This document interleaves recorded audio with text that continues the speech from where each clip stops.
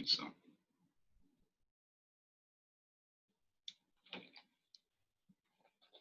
Good afternoon. This is Brother Kwame Lumumba. I'd like to thank you for joining the African Community Centers for Unity and Self-Determination.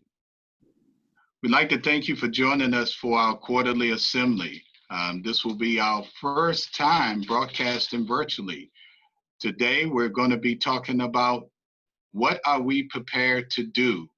We have a list of esteemed panelists that will be joining us, which includes Queen Afua, Brother Eugene Alala, Mtuaswa Anthony Jones, and Sister Mama LJ. This is our pre-broadcast, and so we'd like for you to join us as we share some information about the ACC USD, and we'll also be showing a short video which features one of our co-founders, Baba Hakima Kenyama. So we're going to show that particular video here, and shortly thereafter, we'll be moving right into the presentation.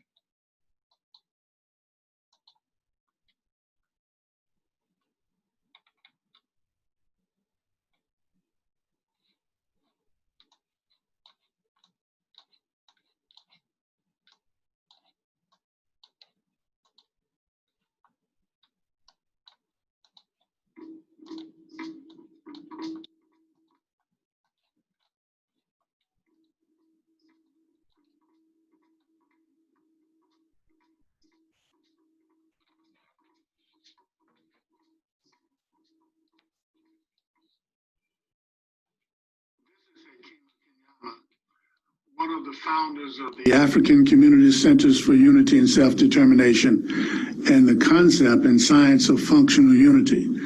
What we're going to be doing in this setting is going through a short presentation that we call the Blueprint for Functional Unity. It's a plan that we developed for us here in America, but it's also useful throughout the African world. Functional unity is that level and quality of social organization and structure that naturally aids members of a social group in building power. Power to control the political, economic, and social life of their community.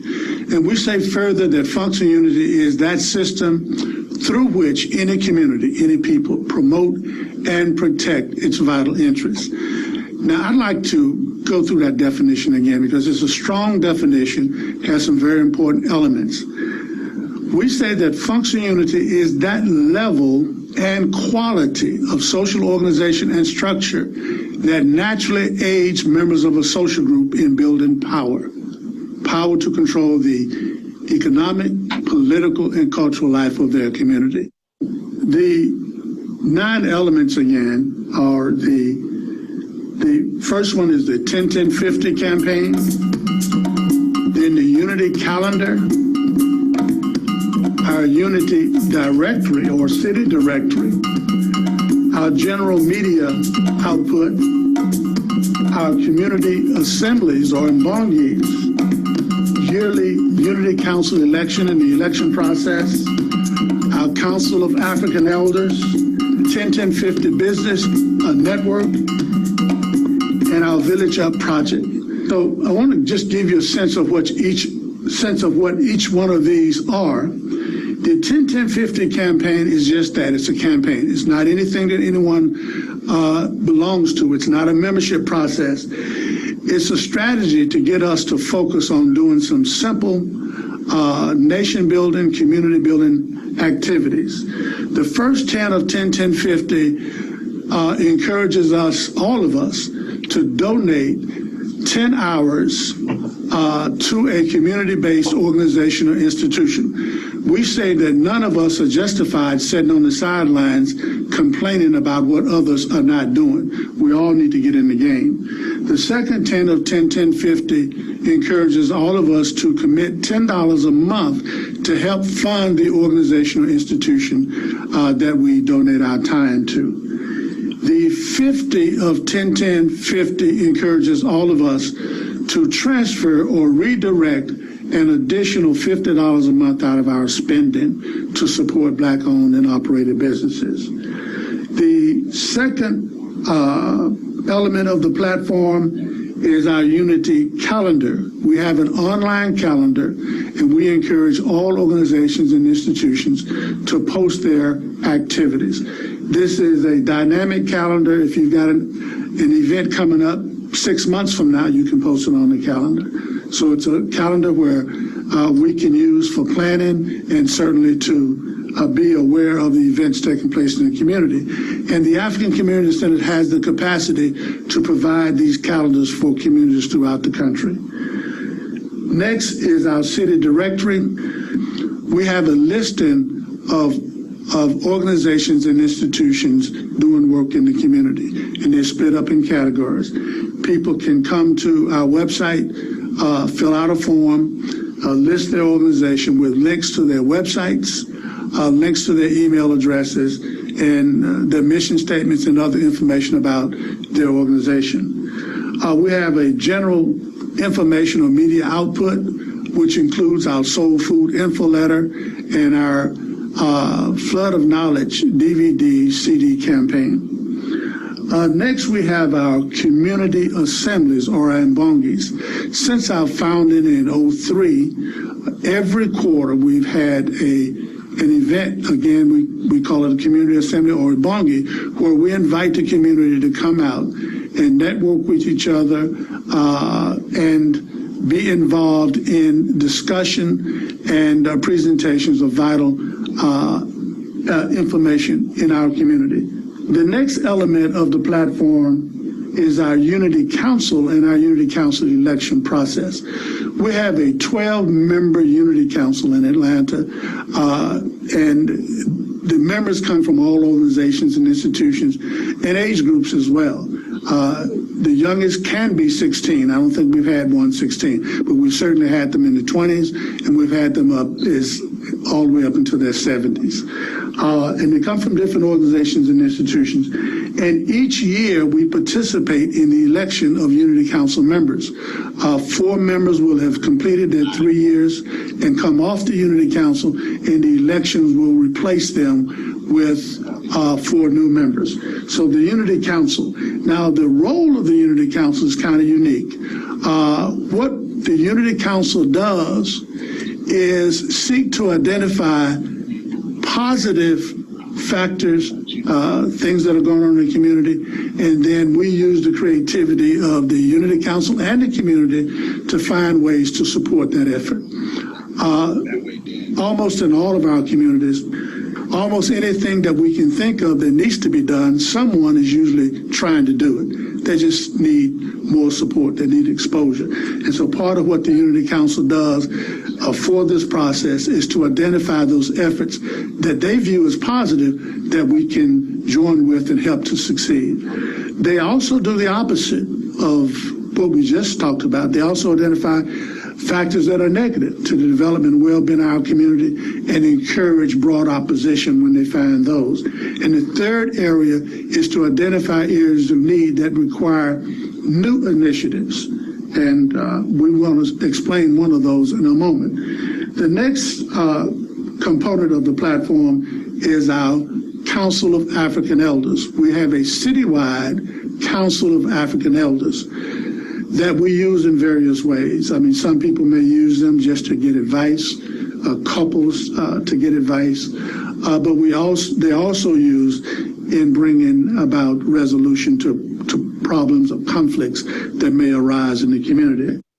The next element of the platform is our 10-10-50 business network. Now, this is one of the components we haven't gotten to yet. All the rest of them, we are active and people can participate now. The 10-10-50 business network will marry, so to speak, with the 10-10-50 campaign. The 10-10-50 campaign focuses on consumers, on us doing the right thing with our dollars. The 10-10-50 business network will focus on businesses, a network of businesses. All of the members of that network will be committed to the 10-10-50 philosophy and campaign. In addition, they will contribute to a database. They will agree on certain business ethics, and we will be looking at ways that they can collaborate with each other to cut costs, to find areas where new business may be established. The next component of the platform is our Village Up campaign or Village Up project.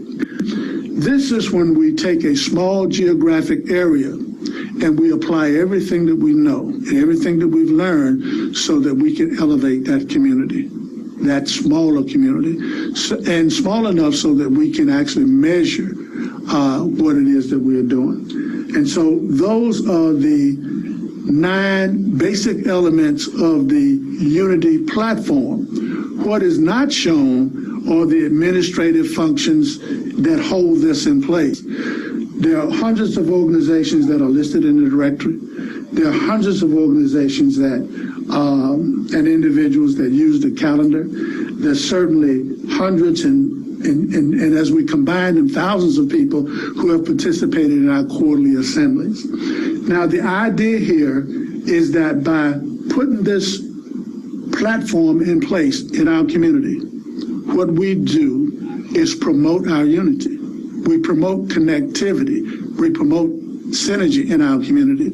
And we use it strategically to identify those projects, those efforts that we need to join with and help succeed. A 10th element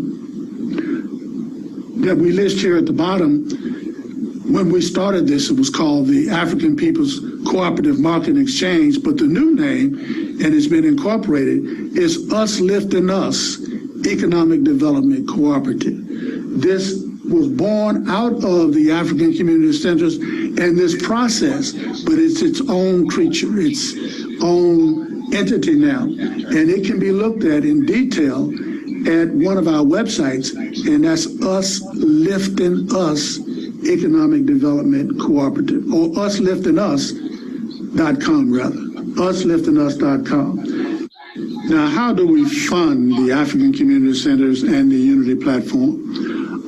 The African Community Centers for Unity and Self-Determination is a 501c3 corporation, but we made a decision when we founded it in 2003 is that we would not write proposals for funding. We would seek to be self-funded. Over time, what we want to do is identify 100,000 individuals or organizations who will commit at a minimum $10 or more. It would be $1 million a month in revenue.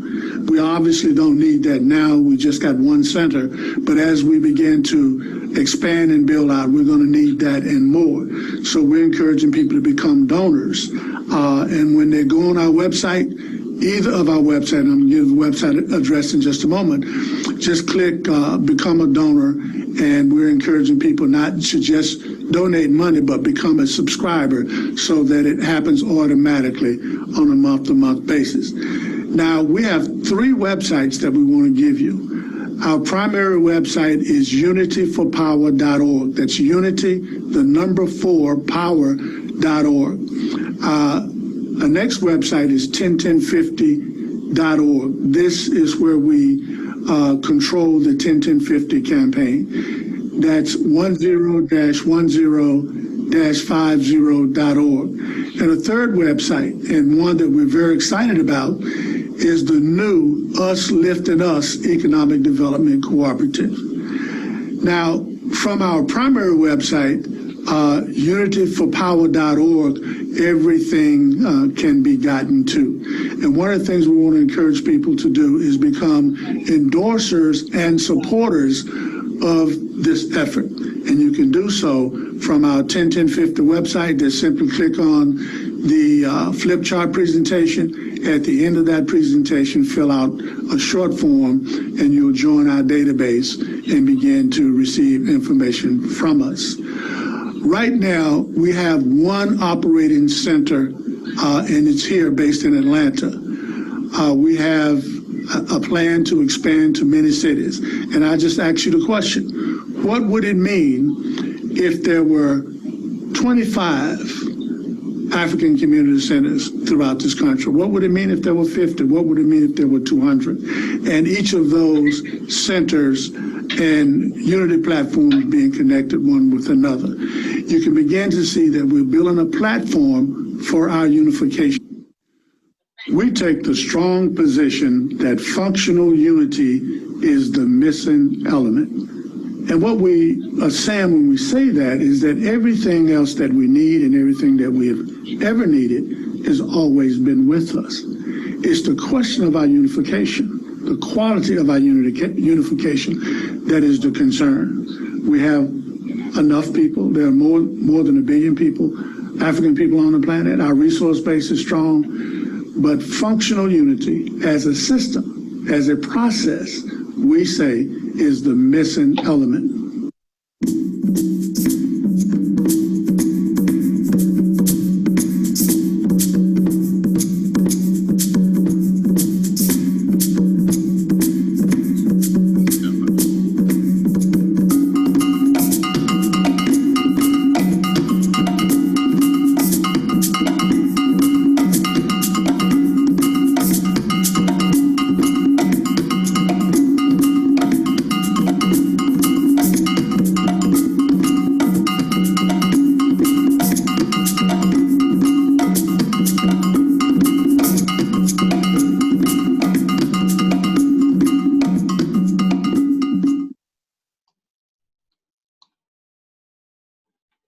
Thank you for watching.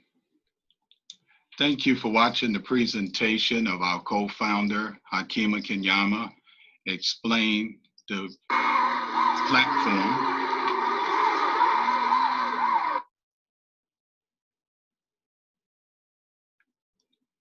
At this time, we're going to bring in Noni Love, and Noni's going to give you a welcoming from the ACC USD and speak to the purpose of today's presentation.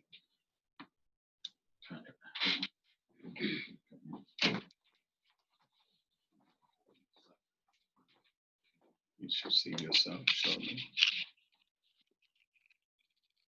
Greetings, family, and welcome to the third quarter Community Assembly hosted by the African Community Centers for Unity and Self-Determination, Atlanta. So we volunteers at the African Community Centers put together this Community Assembly quarterly. So this is the third quarter, and the purpose of these community assemblies is for us to get together, not so much face-to-face anymore, but to get together and talk about the topic of the day, what's on our hearts and minds, and to pull out the experts from our local communities to speak to the issues so that we have an idea of how to move in any given situation, and so that we know where the resources are around any given topic. So we are so pleased, we are so grateful for the energy that brought all of us here today to join in unity and love for ourselves, for our families, for our communities, for the world, for the entire all of it. Okay, so we are thankful for your being here, and if you want to know any more about the African Community Centers for Unity and Self-Determination, and how you can volunteer and make platforms like the Community Assembly available for our local activists, please come to any Monday, 6 o'clock in Atlanta. We have a training, 6 o'clock in East Point. We'll have the details up a little later, but definitely come out and learn what the whole African Community Centers is all about and how you can play your part. The African Community Centers is not an organization. It's an institution that is put in place to connect all of the individuals, all the organizations, all the institutions that are doing upliftment work, so that we have a steady flow of activist energy in our communities. Not when just a tragedy arises, but all of the time we'll have organizations and institutions who are doing the work, and they'll be connected and able to support each other, and we'll have them as resources, and we'll also be able to support them. So again, welcome to this presentation today, and we're going to move right along into the program. Thank you.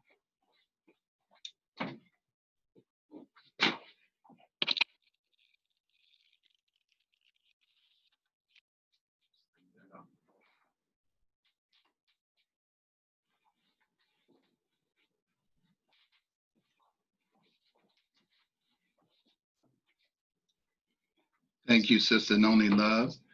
Now we're going to show and hear the Black National Anthem. So we would like for you all, wherever you may be, to stand or take the proper position for the Black National Anthem, of course, entitled Lift Every Voice and Sing.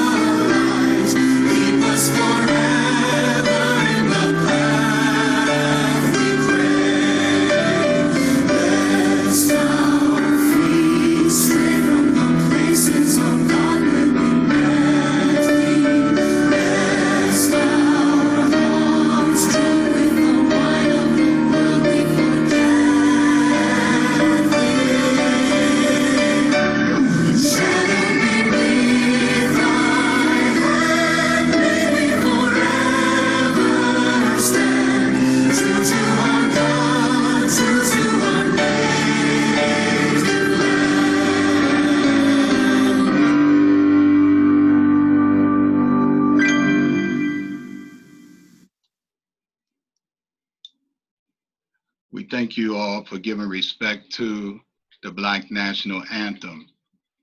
At this time, to respect the best in our traditional experiences, we're going to share with you a libation. So stay with us. We'll be right to the libation.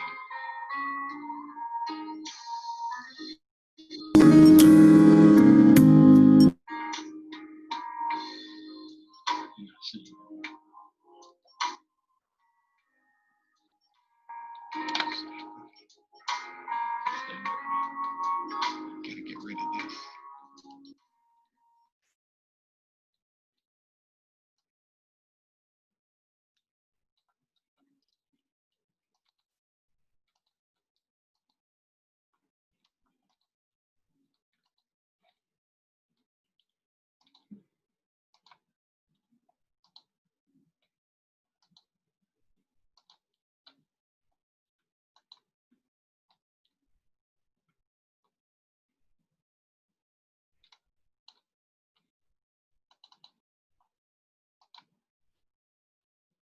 We're poor, Ashe. We're poor to the creative spirit, the great Ashe out of which we all emerge, Ashe. We pour to that creative spirit by whatever name we know it, whatever name you hold in your heart, in your mind, whatever name your ancestors gave, whatever name you learned as a child, whatever name you... We're poor, Ashe. We're poor to the creative spirit, the great Ashe out of which we all emerge, Ashe. We pour to that creative spirit by whatever name we know it, whatever name you hold in your heart, in your mind, whatever name your ancestors gave, whatever name you learned as a child, whatever name you believe it to be, whatever name you believe it to be in spirit or in science, Ashe. We pour to the first human beings who came into existence on this planet, the first human beings who raised the first structures, who cooked the first meals, who taught the first children, who had the first children, the first Africans, the first people, who stood upright, who walked, who figured out how to stay on this planet, who figured out how to pass that knowledge on to their children and their children's children, the mothers and fathers of civilization, Ashe. We pour the next libation to their grandchildren and their children's children, those who raised the great early civilizations of Kemet and Kush and Monomotapa, the great medieval civilizations of Ghana and Mali and Songhai and Kanem-Bornu. We pour to those who the great civilizations of the Igbo people and the Hausa people and the Kikongo people and the Mambara people, the great Mande civilizations, the great Kikongo, the great civilizations of Southern Africa, the Bantu people, the great civilizations of Southeast Africa, the Dinka, the Shilluk, the Noor. We pour to those millions who raised the foundations from which the world would learn what it meant to be human in the world, Ashe.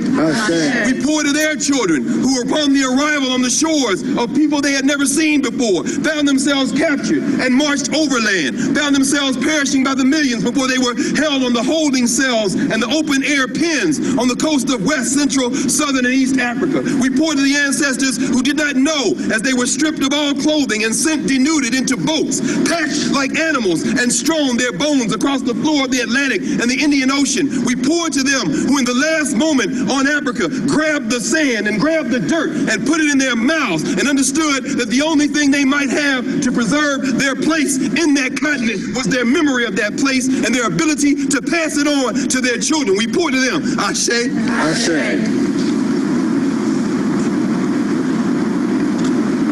We pour to those Africans and their children who finding themselves cast adrift in Santiago, Cuba, who found themselves cast adrift in Porto, Spain, Trinidad, and Port-au-Prince, Haiti, who found themselves cast adrift in New Orleans and Charleston and Mobile, who found themselves cast adrift in Salvador, Bahia, who found themselves cast adrift in Barbados and the archipelago that formed the Wayward and the Windward coast.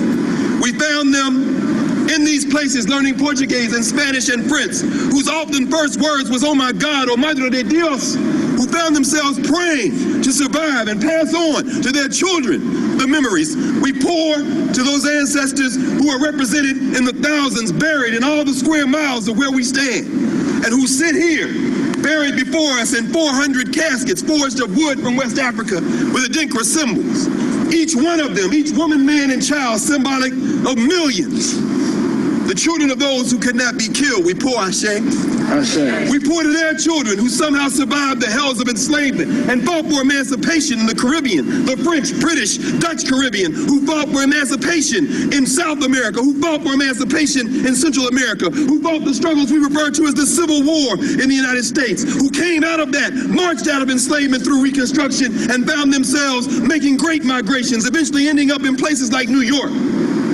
Their children's children, who making a way for themselves became our great-great-grandparents, our grandparents, our great-grandparents, our parents. Those who, when the first bones were discovered in this space, held their hands and said, "Stop, no more." We are here to speak for those who can no longer speak with their mouths. We pour for those ancestors, some of whom came to Howard University in 2004 and followed these caskets all the way back to New York. We pray to the great ancestors, the ones whose names we know and the ones whose names we don't. And at this moment, as we pour this libation, I would ask anyone who feels comfortable to say the name of someone in your bloodline who is no longer physically here, but who you know made it possible for you to be here. Go Go ahead, let's hear the names. Haywood Carr, Porter Griffin, Thomas Jr., Evelyn Glover. We pour to the names that we hold collective. Ganga Zumba in Brazil. Toussaint Louverture, Jean-Jacques Dessalines, and Henri Christophe in Haiti. We pour to the great Avengers, Nanny of the Maroons of Jamaica. We pour to the great ancestors, Harriet Tubman, Sojourner Truth, Frederick Douglass. Say the names that you study. Who are the names of the ancestors that you have come to hold in your heart and your mind as you hope that you can do what they did for us, for your children and children's children? Let's say some of those famous names. Malcolm X, Lou Hamer, John Henry Clark, Dr. Jackson, Jacob Carruthers. And finally, two final libations.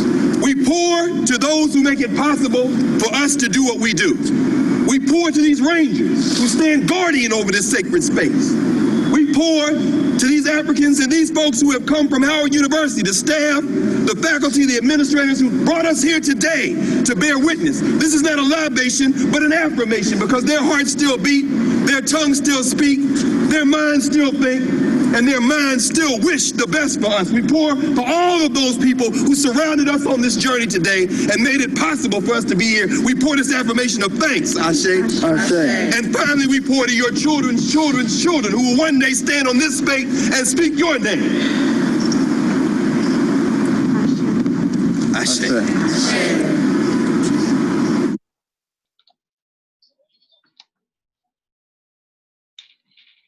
We'd like to thank each and everyone for giving respect to both the Black National Anthem and to the libation. Wasn't that very spirited? We're going to be starting the program shortly. We're going to be joined by none other than Brother Wanique Shabaka. Many of you here in the Atlanta area know him as a host at WRFG, and some of you know him as being part of the board of one of our health institutions here in the area, Savananda. So Brother Wanique Shabaka going forward will be both the host and moderator for our community assembly today. As we mentioned earlier, it's entitled, What Are We Prepared to Do? And we have put together a list of esteemed panelists to address that from our perspective. Again, that includes Queen Afua. It also includes Mama LJ, Mtuaswa Anthony Jones, and Brother Eugene Alala. So the four of these panelists will speak to our health, our awareness, and give us information that hopefully will transfer into our collective awareness in regarding this particular climate, the pandemics, as they are stated, both being the contributions to the pandemic from COVID-19, and of course, the ongoing scourge of white supremacy racism. We will be breaking the panel discussion up into two parts. The first of which will have the panelists to speak to the impact that this is having on our people at this time. It would also move swiftly into each of the panelists citing their expertise and how their expertise can be used to counter the pandemics at hand. Then we'll break off and give a bit more information about the African Community Centers for Unity and Self-Determination. And then we will go into part two, which I think is the most important part of the presentation. It's where our list of panelists will join in collectively to speak to the positives and what type of opportunities have been derived from this time. And then we'll go to some closing remarks.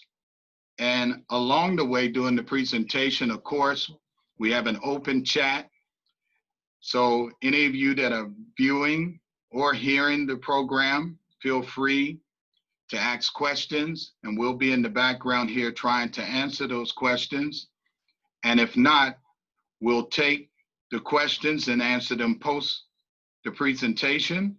So we invite you to continue to share in this particular presentation by interacting with us through the chat portal. But I'm gonna give up the microphone here and move it to our host and moderator, Wanique Shabaka. And once he joins us, he'll move in to the presentation. Brother Wanique Shabaka, are you near or far? I'm both, Baba. I'm both. Hotel, Baba. Everywhere. Omnipresent, right? That's what we talk about. Omnipresent.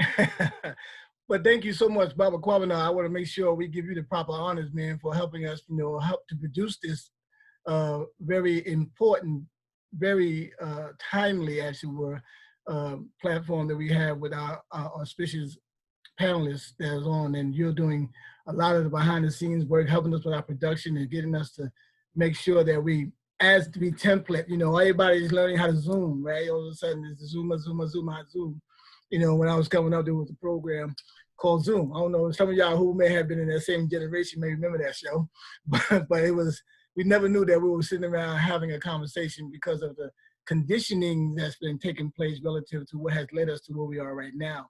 So I want to give thanks to and honor to the elders, the ancestors. I want to give thanks to the Kanyama family, the first family of the African Community Centers for Unity and Self-Determination, who have put forth this platform and the ideas around, as you will come to appreciate what that is when you heard our brother run off what the template is for our agency. Now, we call it an agency versus an organization because we attempt to be a collectivized shelter for those organizations to funnel through and bring forth what their activities are in our communities, our local communities. And I say local because everywhere is local, and in fact, they say all politics is local, but we talk about the global vibration, but the global vibration is also local. So I tend to call it the global conversations that we're having within the context of everything happening. I'm really honored that we will be able to have such esteemed guests as you heard, our beloved, renowned healer extraordinaire, Queen Afua, who has taken out so much energy of her life force to be every which way she can be when she can be. She never knew she was going to be so multidimensional and things were going to be coming. And in fact, I want to give her the honor to know that she made Rolling Stone magazine. So who knew, our sister is really, really expanding, this word, this wisdom, this level of healing to that degree. And of course, we have our beloved mama LJ. I wish we had a picture of her because we don't have her. I think she's on the phone with us versus what we can see. It'd be nice to have a picture of her so you can know her when you see her, and you can also appreciate what she provides when she comes to us with the remedies around how we are utilizing the melanin vibration of who we are and that absorption of the melanin to support the healing process. And she's a chemist, an alchemist, who actually is making some wonderful formulas to support us in helping, particularly and foremost, this so-called disease. And I can't say so-called until we prove where it is, where it came from, what it is, what kind of virus it is. We do some real scientific work on it. We can be able to claim it as being real, but as real as the mind's going to perceive it, and as real as the mind's going to conceive it. And then as you believe it, and then you achieve it, right? Next thing you know, you're contracting it, right? Then that means contract, it means you agree, right? Anytime you contract something, you're making an agreement, right? To some form or another. But our sister Mama LJ from LJ Naturally, she also is going to be providing some wisdom around her journey and what she's providing as preventative measures and some what are the takeaways for us to be able to do and what she's going to provide as we move forward. And then of course our brother Mtuaswa Anthony, who's going to bring some spiritual levels, to understand the balance of where we are, to understand what we are entered into, we beyond religiosity, in the formulas of the energy of our ancestors to support us to understand we have to be stabilized in our soul and our spirit and then in our mind and our body. And then there's my beloved brother, who really truly has demonstrated, and I'm saying all have been demonstrative, but our brother is really truly has demonstrated what it is to go back to the earth and go back to mother and ask for mother's forgiveness for all that has been transpired on her, and how we have, in a lot of ways, decimated her importance, that we have allowed ourselves to go into all these chemical consumptions and all these artificial foods and artificial, we begin to start negating what she can do for us. And our brother Eugene and other brothers, in our community, of course, truly living well with Brother Rashid Nuri and Brother Kofi Kwanyama, they all have taken on this route to make sure that we can go back to the earth and do it within our own communities and what they call urban agriculture, right? So we are so pleased to have our brother Eugene Olala, who really truly is doing a spectacular job and magnificent job in helping us know how to feed ourselves. We can talk a lot, we can say all the wisdom and all the power, and we can talk about science and consciousness, and then go to the store and try to buy some food. Consciousness goes out the door real quick when you're hungry. When you don't have the nutrients, you don't have the valuable components of consumption. So we want to say ashe, ashe, ashe to our magnificent panelists who's going to bring us into this space. And I'm trusting now. I want Baba Kwabena to let me know, did we get our other attendees in? Because I know there was some confusion as some people were getting in, some people said they couldn't get in, and there's some challenges there, and that would be unfortunate if we don't get all the people who registered. We had a great quantity of people who registered for this experience, and they were having some challenges getting in, and I would hope that we can see who we have, what the issues are, and we can get beyond those issues and allow ourselves to get in. So Baba Kwabena, do you know if that is happening? Are you looking into that? Baba, I'm going to be working on that technical aspect in the background here. We do have dozens of people that are in view of the presentation now as an audience. We hope to expand that while we're working in the background. Wonderful. So feel free to proceed forward, and we'll be working on that. Absolutely. Thank you, Baba. And I want to also give thanks to our host of the platform who provided us this platform. That is, as you see that logo there, the Core Total Body Salon and Wellness Spa, LLC. That's our beloved sister and one of the family legacy members of the African Community Centers. Of course, she has put together this powerful platform. And that platform is the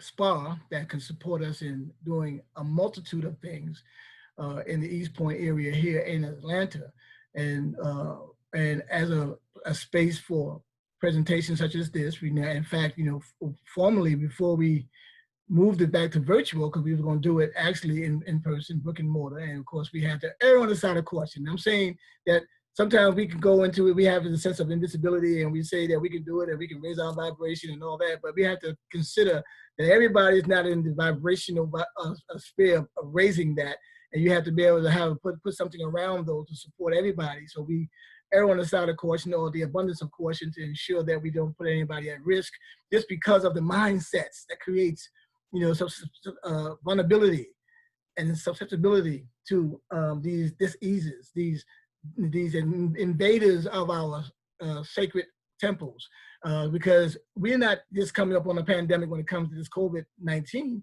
We've been dealing with a pandemic, and you see some of our circulation and our communications. We don't just talk about the pandemic as relates to what they now have a global attention to, but there's a global attention to that. This is why Brother Eugene Olala and Mama Queen, and of course our other panelists, they've been doing this work long before the pandemic. So we have a lot of preparation that we have had, and this is why our theme is, what are we prepared to do, and what are we prepared for? Should be another question. What are we prepared for, and what are we prepared to do? And we're going to see what that means in the context of us being able to now pull on those ancestors who left us some great legacies. Of course, Dr. Sabi's, Dr. Andos, of course, Dr. Halela Africa. We can go on and talk about the great healers who came and left a trail blaze for us to be able to do this work, and then to have the honor of those who are still with us in the life of those who are on our current panel. So what I want to do as we venturing forward, as we get others in, and the question is far open? Yes, it is open. I'm glad she responds. I won't look at the chat because I'll be distracted trying to make sure everybody gets accommodated. So what I want to do, I want to first open up have our panelists open up with a short presentation of your reasoning for responding and answering this call. See, it's easy for us to say you're on the panel, but when somebody called you and said, would you do it? What came up for you to say, okay, I'll do it? And what was your basis for doing it? And talk about yourself a little bit, and we'll give you maybe a 2 minute window, 3 minute window to do so. And then we can go into starting our moderation of the whole process of where we are relative to our theme. So I want to, as it were, if I may, in honor of the Queen and the Queens, I'll give them the first opportunity, and then I'll come to my brothers to bring up the rear, right? To make sure everything is solidified. So I want to introduce our mama, beloved Queen Afua of the Sacred Woman Village, of course, Heal Thyself. Everybody knows her from her longstanding work in our global community. She's very much universal and very much all along the span. And she's very much tirelessly, I say that, I'll say tirelessly because that's a good word to say when we talk about somebody's work. But she's tired, y'all. Everybody, all this work, y'all got to get busy because all these healers have been attempting to duplicate themselves and multiplicate themselves and you, so they don't have to do all the work and do all the heavy lifting. And I dare say Mama Queen has did a whole lot of heavy lifting, and she's got that force to be with her, but we want to make sure that we don't exhaust them to the point of assumptions that they don't need rest and relaxation and rejuvenation and regeneration. So I want her to come on a little bit and talk about overall where she feels we are and why this is such an important platform at this time. Mama Queen Afua, please. Make sure we unmute you first. Yeah, unmute yourself. There you go. Unmuted. All right. Well, this is a call I would answer to automatically because this is the call that I've always answered to. And this call is a call to save our lives. This is the call that this is our time. This is the shift that we have been hearing about, talking about, knowing about it metaphysically, that there would be a shift. Now, we didn't know it was going to come in this particular way that would move and propel us to come into our culture. So because I know that all what we call holistic is African natural lifestyle. So this is the call I have been working on throughout the years, and you've been having me come on the radio, you've been supporting me with every book. You supported me and coming out with Heal Thyself, which was 30-some years ago. Wanique Shabaka, you supported me with Sacred Woman, and that book came out. You supported me with the City of Wellness.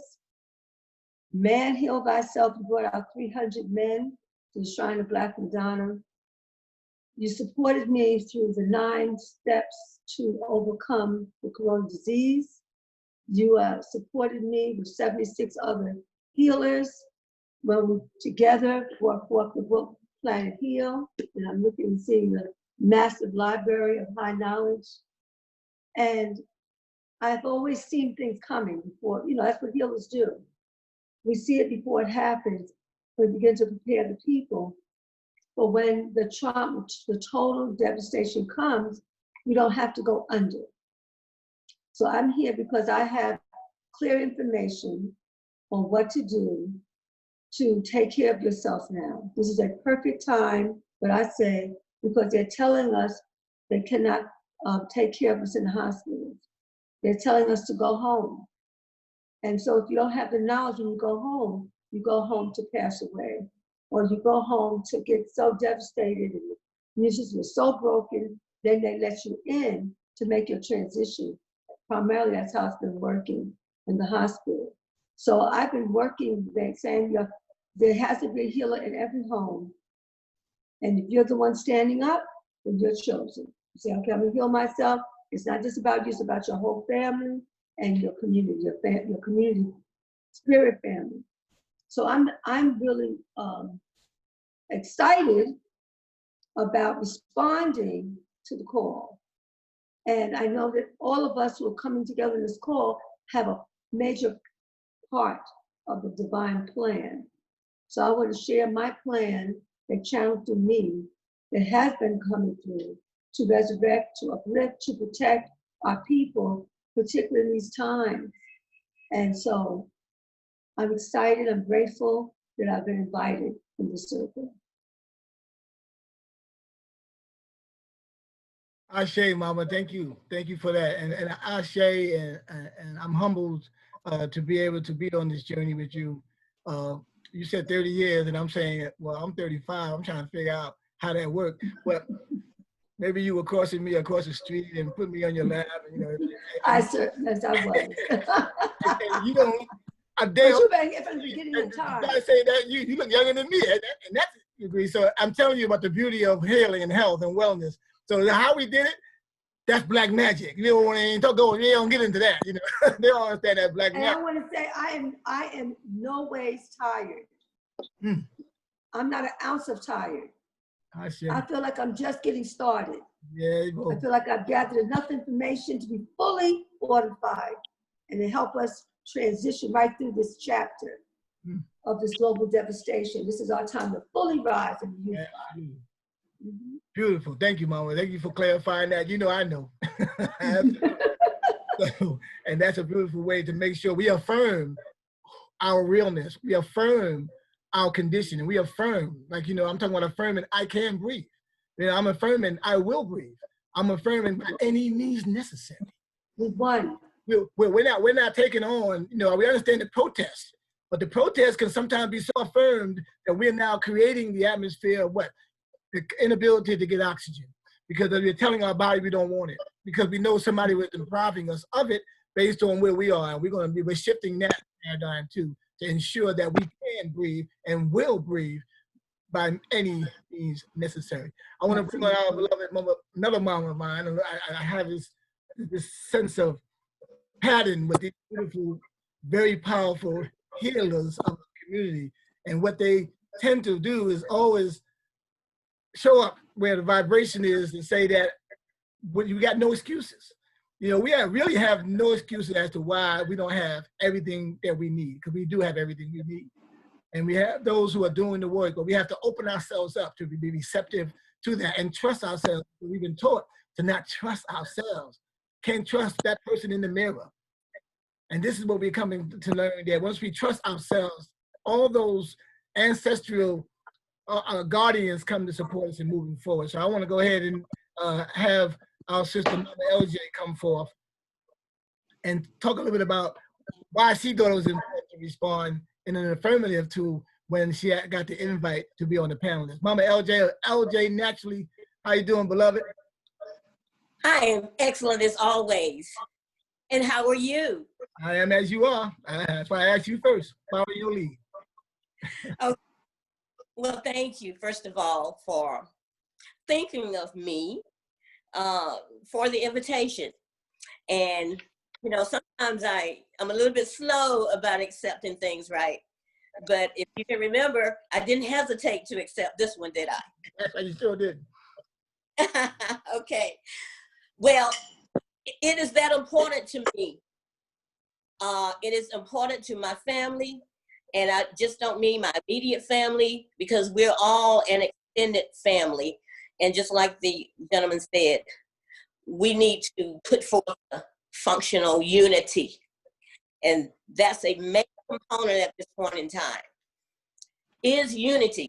And just like you all said a minute ago, we have always had what we need.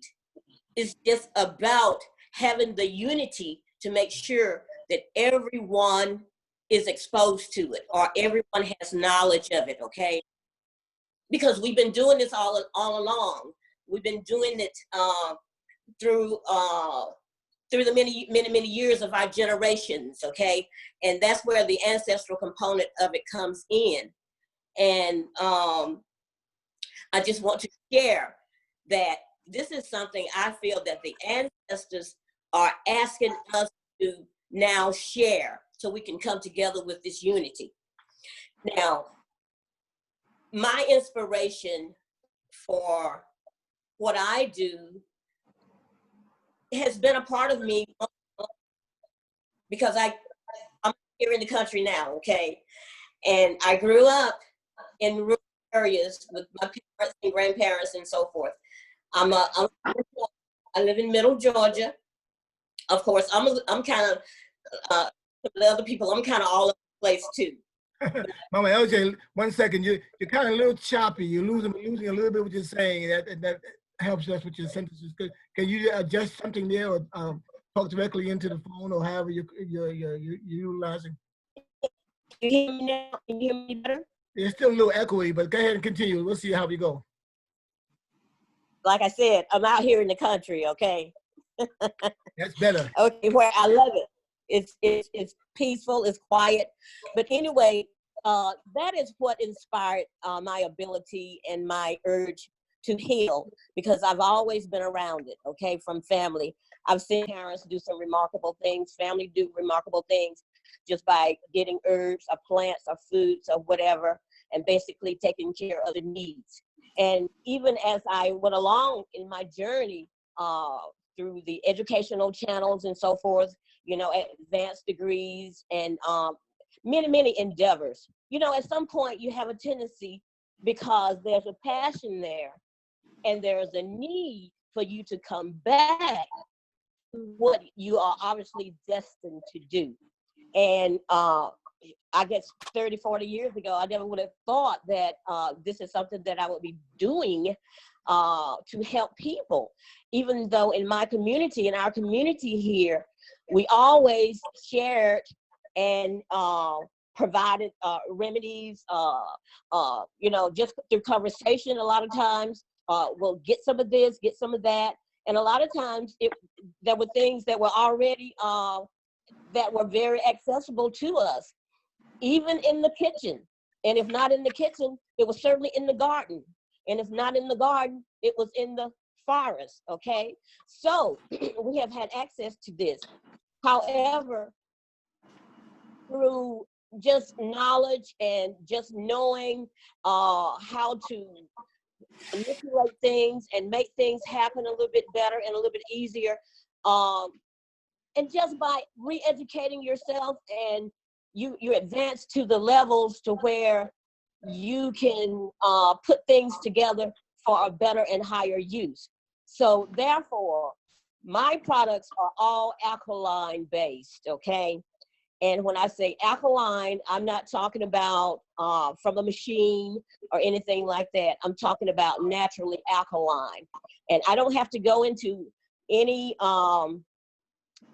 widespread information about what alkalinity does for the body or whatever, but all of my products are alkaline based. And I have basically been doing this since the early 2000s. And just to mention a little bit about the pandemic or the epidemic or whatever is going on, these are things that, these are products, these alkaline products are products that were just not made because of COVID, okay? We've had them all along, and they have been useful in providing solutions to people down through the years. So just as Wanique said earlier, this is nothing that we had to create just right now. So later on, if I'm asked, then I can go into some details about how these alkaline products can be used for what we're faced with right now.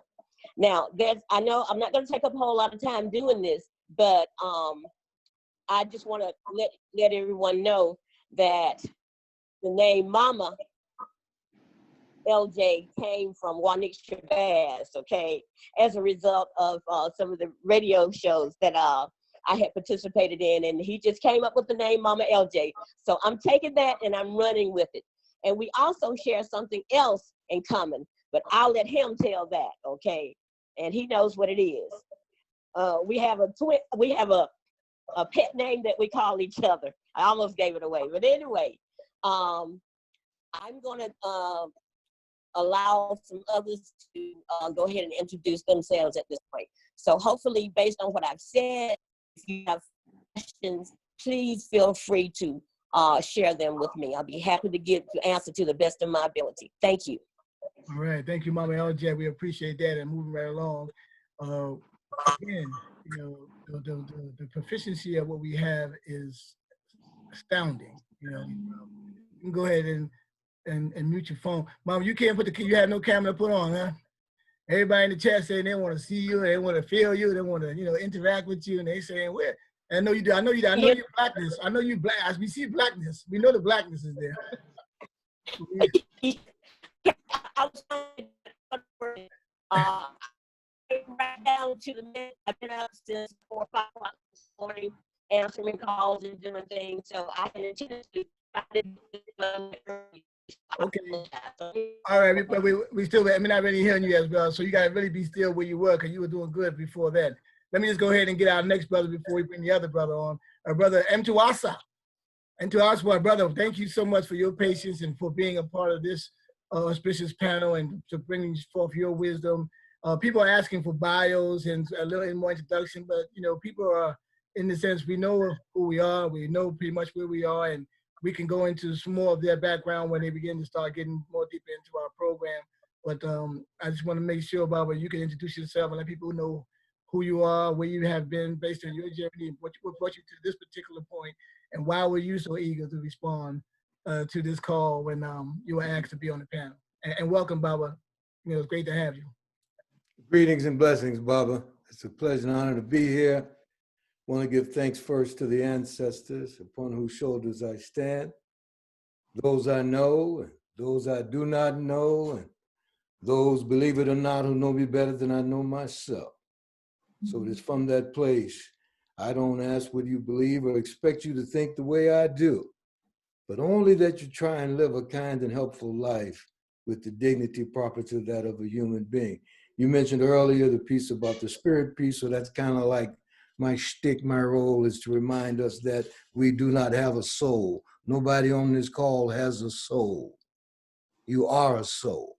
And the Africans clear about that no separation, but I got that Western here to remind us what that's about. I'm here simply responding in a direct way from a request from Brother Kwabena.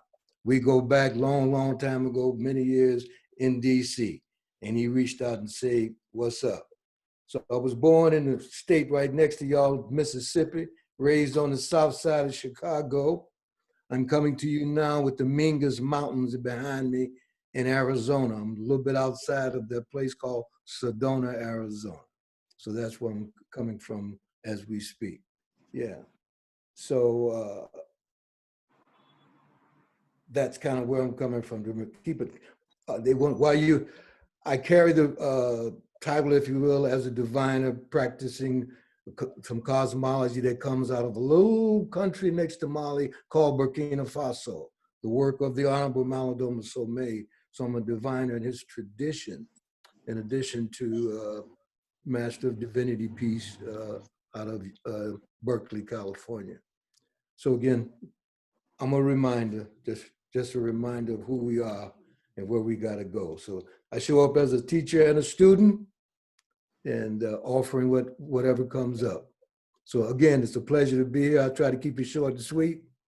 It's all about the ancestors, and what we don't know is in the DNA. As we remind ourselves, it's in our bones. They got a fancy name for it in America. They call it DNA. I like to simplify it. It's in our bones. Good to be here, Baba. Good to be here. Good to have you, Baba. That's beautiful. Of course, of water and spirit. Absolutely. I have water and spirit, brother. That's it. You got it. I say thank you, Baba. Thank you for bringing that energy into our floor. And thank you for accepting the invite and to help us move forward, you know, in our marching orders. I say, Baba. Thank you, Auntie Sana. Now, our brother Eugene, I love you. And I'm gonna tell you something. You know, when we talk about spiritual warriors, you know, the spiritual warriors say, okay, we need you over here because we need you to address something here and there. And now these brothers and sisters on our platform, they're not sitting around waiting for something to do, somebody to call them so they can be on the platform. They're doing a multiple of things. However, they are very much so cognitively tapped into their spirit that when you ask them a question about whether they can come this way, they say, sure, I can. That's right in the way that I'm going. You know, I mean, I was going that way anyway, so why not? You know, so it's not like it's taking them out of their way, or they're making a huge sacrifice, or they're making a move from being where they were. They're just going along where the path leads them, and also making sure that they're taking time to energetically interject into these energy forms so we can be able to make sure we know that their presence and their existence, that they are. This beloved brother here, always a sweet spirit, always right on point. Never, you know, I had never saw him antagonist. I'm sure I can do some background on him. People can tell me the name of the day. But when I have encountered him for the many years I've been here in Atlanta, that brother has always been a warming, embracing, and very generous spirit in his work of doing farming and gardening and bringing the food out of the earth, Mother Earth, and really truly cultivating the earth. And it really is an honor to have him take time to say that he understands his role as part of the platform of what are we prepared to do and what are we prepared for. And I'm glad that he was able to turn literally on a dime, as they say in the cliche, you know, to say, yeah, brother, I'm honored to be a part of it. I'm there, you know, and the universe took care of the synchronicities where we will be so available to do so. So, Baba, Eugene, Alala, thank you, brother, for coming through and share a little bit about yourself and why you answered the call so readily. Give thanks and praise. I can only say really clearly that I'm nervous and I'm honored. And in the words of Chef Zoo, I'm humbled and giving thanks because my oldest son, our push, will be 20. I picked up the book, Samantha and I picked up the book, Heal Thyself by Mama Queen Afua. And my whole experience incarnating here has been transformed by that moment, that book.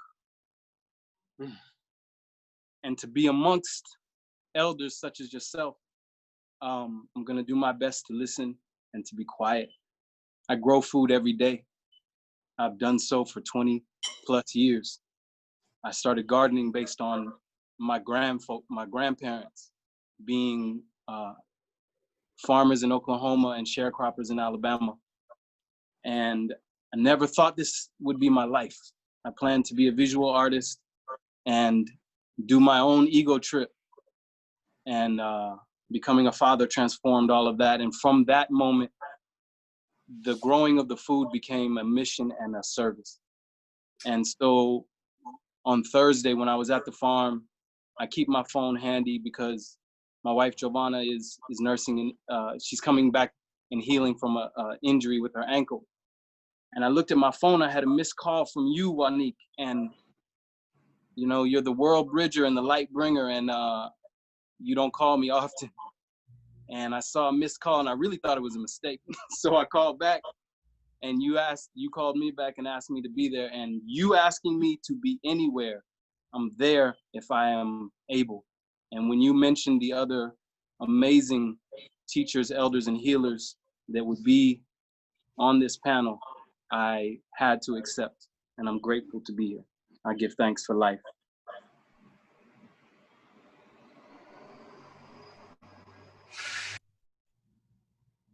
I always tell people that, you know, when you're talking, mute, you're rehearsing what you're going to say. Then you got to unmute so you can say what you rehearsed to yourself.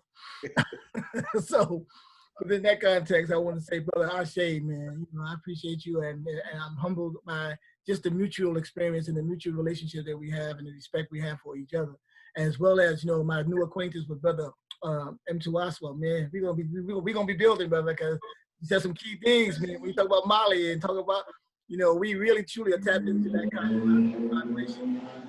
You know, the Dogons, you know, what they represented, you know, so we're definitely gonna be talking about that. Oh, you didn't say that word. Yes, you did. I did. I say it in the honor of our beloved father and energetic force field who really truly led us there to know exactly what it would be like. And that is, of course, you know, our brother who is continuing to do the work in the ancestral realm, as brother Asa Healing, Nana Bafur, and what he provided with us in terms of the Dogon. In fact, he told me directly that it would call the Dogana, not the Dogon. They call themselves the Dogana tribe. And but they also, as I always teach in terms of our work, that Dogana means that, if you know Dogon, you know that Dogon in the word spell, you spell it backwards, is no God. And how they know there's no God out there in the sky, because they've been traveling up and through and all around, and they said they had no spot of anything up there other than the planetary body. So he says no God has been purported in the religion. They said, nah, man, we've been there. We know what's out there. And that's why they call them the doggone. That's where it comes from. Doggone it. And we're going to talk more about that because they encountered them and knew that they're time travelers. And this is the work, of course, of understanding that the work that we do is cosmological, it's cosmic. And we got to make sure we understand that cosmic understanding of who we are. All right. So as we enter into our, we're actually in it, and now going further into the moderation of this piece and to talk about the conditioning. So now if we want to start here and go back, we can start here and say, okay, we got this thing we call the pandemic of the coronavirus. Now this platform was not set up for us to just talk about that, but we need to make sure that we're not in denial about what we know that we are bombarded with in our consciousness. And some people also in our family members, maybe have been falling to that based on the diagnosis. And then one of the things that Mama Queen said, Queen Afua said, that was so key when she said that you can't go in the hospital, they're telling you to go home. And if you go in the hospital, that's your own risk and you ain't coming out. Because they told you to go home and they say they can do nothing for you. They won't do nothing more for you. They have no more facilities to do anything for you. If you go in, the more downside of going in, you can't go in as a caregiver, as a family member to ensure that they're getting the proper treatment. So if you go as a patient, and I always call it a customer, because that's what we are. We're customers to that medical institution. We're not just patients going in, giving them over to the healthcare. They have no healthcare, they have sick care. But when you go in as a customer and you want to be a customer, you're under their, in a sense, jurisdiction, and you're under their control, and you're not able to move. So when you go into that situation, you really can't do anything much if you don't sit there and do a 24-hour visual, as they say in terms of time, to watch over your loved one, because they're only doing things based on what the medical institution is providing them and the pharmaceuticals underwriting. So you're not going there for any type of curation, a curative motions. You're going in there to be actually used as a guinea pig, so to speak, to determine whether or not they can use some of those body parts that you don't want to use no more because of what you have done in your reckless eating habits or because of the deterioration of your physical body. But trust me, nothing's going in the garbage, nothing's going in the trash bin when you go in as a body. They are truly looking for organs. They have a worldwide black market on body parts, on organs, for the sustaining of not us, but the sustaining of others, because we can't receive anything from any other race as relates to biological blood and that kind of thing, and organs, because we, from the gene pool, as you say, the universal donors, we have the original gene pool. So everybody comes to us for what? For sustainability for the other bodies. And you can almost guarantee that when we go into the hospital, we're being gutted and we're being used, to sustain those who pay for those hospitals. Okay, conspiracy theories not within. If you're a historian, you know the history, right? You ain't gotta be a conspiracy theorist when you're a historian, because if you know the history, you know what they're capable of doing and continue to do when we talk about different areas where we can point to. So I want to open up that, if you will, Pandora's box of what we recognize we have come to find ourselves in the space that we are in, and what we may be also experiencing relative to the climate on a racial platform, and where there's this now tug of war between that which is those of us who are melanin dominant, those of us who are black and blue, those of us who have the complexion, of the right protection, are now going to be looked at in a sense where we're seeing this great surge of movement called the Black Lives Matter movement. They're moving, in a collectivized way to support the demonstration of social civil rights. Now, I'll say to you that, yes, that is one of the causation factors of how we're going to are addressing that. But on a larger aspect of that, Black Lives Matter, that's true. But one of the more important factors is that Black matter lives. And then we understand that Black matter lives, and we are Black matter, and Black matter is the dominant force in the universe. Then we know how to utilize that and keep it healthy. So Mama Queen, coming back to you, because I want to also maybe unfold that our Mama Queen is relocating to Atlanta. So she is becoming a local. I don't know. I should let the cat out of the bag. I don't know if I did that, but to let you know that she's in her navigation, she's going to be more accessible to us here to help us move along. And she has some great connections and networking she's doing here. So I'll help us to really procure the land base and land mass so we can continue to do what Brother Eugene Alala is doing, and that is to build food and produce for our community to be self-contained and self-sustained and self-sufficient.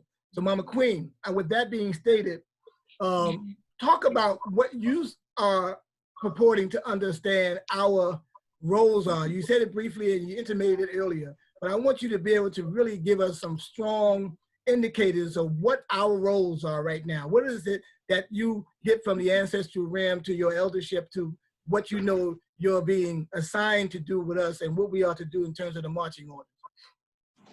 Mm-hmm. Well, I actually, there's a roadmap that I've been thinking about for 50 years because it started in 1969 when I heard the music. The music got me on my path. That was the first note. And after that, I heard the drum in the community. It was like I was being led. I was not like I was being led.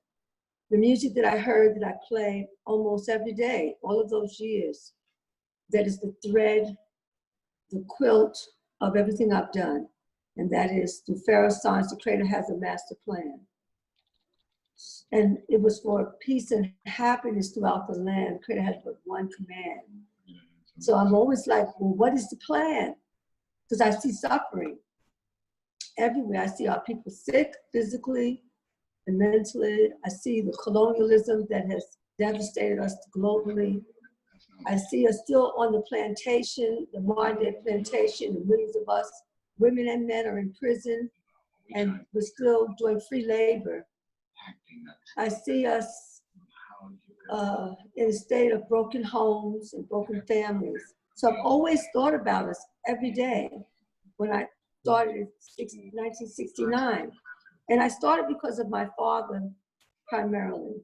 You know what I'm saying? So I'm in the back. And my family are a family of farmers. So I really am so excited to meet this young farmer, because I see the plan coming together more now than I've ever seen it. I've been gathering and doing work and giving workshops and classes and seminars and traveling, but I see this plan manifesting right now in the strongest, because what I've learned about a crisis is that sometimes it's a crisis that pulls us together. It's when we have no more choice, when the bottom has fallen out. And so I created this as Creator has a master plan, and I have the Merkut, the structure of the pyramid, and the pyramid represents our resurrection as a symbol. And then another symbol that we are, as we're resurrecting, to resurrect, we have to come into a circle, and circles in the middle, and that's, the dot is in the middle, that is the symbol of Ra, of vital power and of unity. So all through the years, there's the questions I've had. What can we do to get to this plan of wholeness, of healing? What are the different plans? Because all of us on this call, we have the plan. We have different aspects of the plan, but it's still, there's a plan that's already been set up. And that's why I know that we never begged as African people for things to happen. We just said, Ashe, Tawanta, give thanks, because we really know we have it, but how do we find it, the healing, the medicine that will get us well and whole? Well, where is it? It's inside. And so how do you access it? It's already there. So the plan is to clean us up. It's liberation to purification. When we start to clean up, that's the detox. So that I've been doing the detoxification for now 40 years, a 21-day detox. And so thousands and thousands of men and women, children, young and old, have gone through the detox. So I've seen the miracles. And inside of that, the plan kept expanding And it's at its all-time fiercely high, because this is where now we no longer can ignore that we have to become healers. When they say, don't go into the hot, I never said to anyone, that's probably why they haven't locked me away and handcuffed me. I never tell anyone not to see their doctor. I see, you know, nature is the doctor, the physician. But if you don't know how to heal yourself, then you go to where you know. They go to the doctor, they come to healers like myself and our Queen Mother and others. And they then come into the garden and learn how to heal. So we all have different methods. Dr. Shaby, may he rest in peace and continue to be, Ashe and Dr. Africa, and all the great healers. So I'm with them. Those in an ancestral level, Imhotep, those who are here in the flesh, we're unified. And so the Creator gave me the book to write, to gather, and that was Planet Heal. Planet Heal has 76 healers inside the book. And these are healers from different pathways. So we have in this book, herbalists, naturopaths, pathologists, vegan chefs, community activists, wealth builders, motivational healing speakers, metaphysicians, life coaches, musicians, poets, crystal healers, midwives, body workers, Reiki practitioners, numerologists, artists, yoga teachers, spiritual guides, and leaders from our people, Planet Heal. This book was written 2 years ago, and it says, what would we do to heal planet Earth? And since this pandemic, I'm clear that the subtitle is, what do the people do to heal the people of planet Earth? So this is a text that would help. If anyone gets this book, then you could go to any one of those healing methods and be your inroad to your liberation from disease, from divide and conquer, from Willie Lynch, from all the devastation that we're going through. Is in the frequency. So Planet Heal is a text as one of the books. Our young brother said, he read the book, Heal Thyself. Well, that was I gathered that after working with thousands of people, various formulations, that if you read it, you can do just that. I started sick. I had to heal myself. I went to the so-called best doctors, and I still was sick. But then when I healed myself through the plants, through the garden, through the foods, then I became a living example that if I can get well from that chronic asthma, allergies, hay fever, eczema, PMS, wound pain, arthritis at 16 years old, when I heard that sword created as a master plan, that I can help others to come out of their pain and their suffering. I followed the pathway of Harriet Tubman. I think about her all the time. I think about Imhotep as well, but especially her, because she looked up at the star. She looked up at Nut, our universal sky mother, which is the cover of Sacred Woman. This is Mother Nut. She's the cover. In her hair and in her body are the stars. And when you go to Kemet, you see all of these stars in this. They take it from our people, so they're metaphysically charged, they're supernatural. We went into the stars and brought it down to the earth plane and put it in temples and shrines and said, look up to the mother, go within, get your inner light. Nuku, nuku, amiku, I am that I am, a shining being dwelling in light. How do we get to that light? They call us sun worshipers. We were in this alignment with all the elements. So I said, we have to get in alignment with the elements. Mother Nut is showing us the way. Mother Harriet Tubman found her way and walked off she ran off the plantation. But just to run off the plantation with a backpack and a spirit, she had a spirit to be guided. And I said, what we have to learn right now is impeccable listening. If we can have impeccable listening, then followed by impeccable action, we can have an impeccable plan for our liberation. So in this impeccable plan, you have to tune up. How do you tune up when you got beef and pork and goat and lamb and ham and junk and fried and fast and GMO pollutions every day 365 days a year, you are polluting your body, mind, and spirit. That's slave food. That was a slave lifestyle. If we're going to get free, we got to walk away. We got to run from that toxicity that keeps us entrapped so we can knock into our supernatural, powerful self. This melanin is such a supreme gift of the all-knowing. And so when we tap in and clean up our melanin, we're not sick anymore. We can be well, we can be fortified, and we can raise our frequency up so high that nothing can shoot us, kill us, stab us, beat us, whip us, chain us, and imprison us. It has a master plan for our lives and for our freedom. And to tap in, and you hear the voice of the Most High, and then like Mother Harriet, you are guided. She had to know which door do I knock on? She had to be in tune as she's going on the Underground Railroad. And when she got all the way to the free land, so-called free land, she sat and contemplated for a minute, but she said, I'm not free until I go get my people, my mother, my father, my brothers, my sisters, my extended family. And so she went back again and again.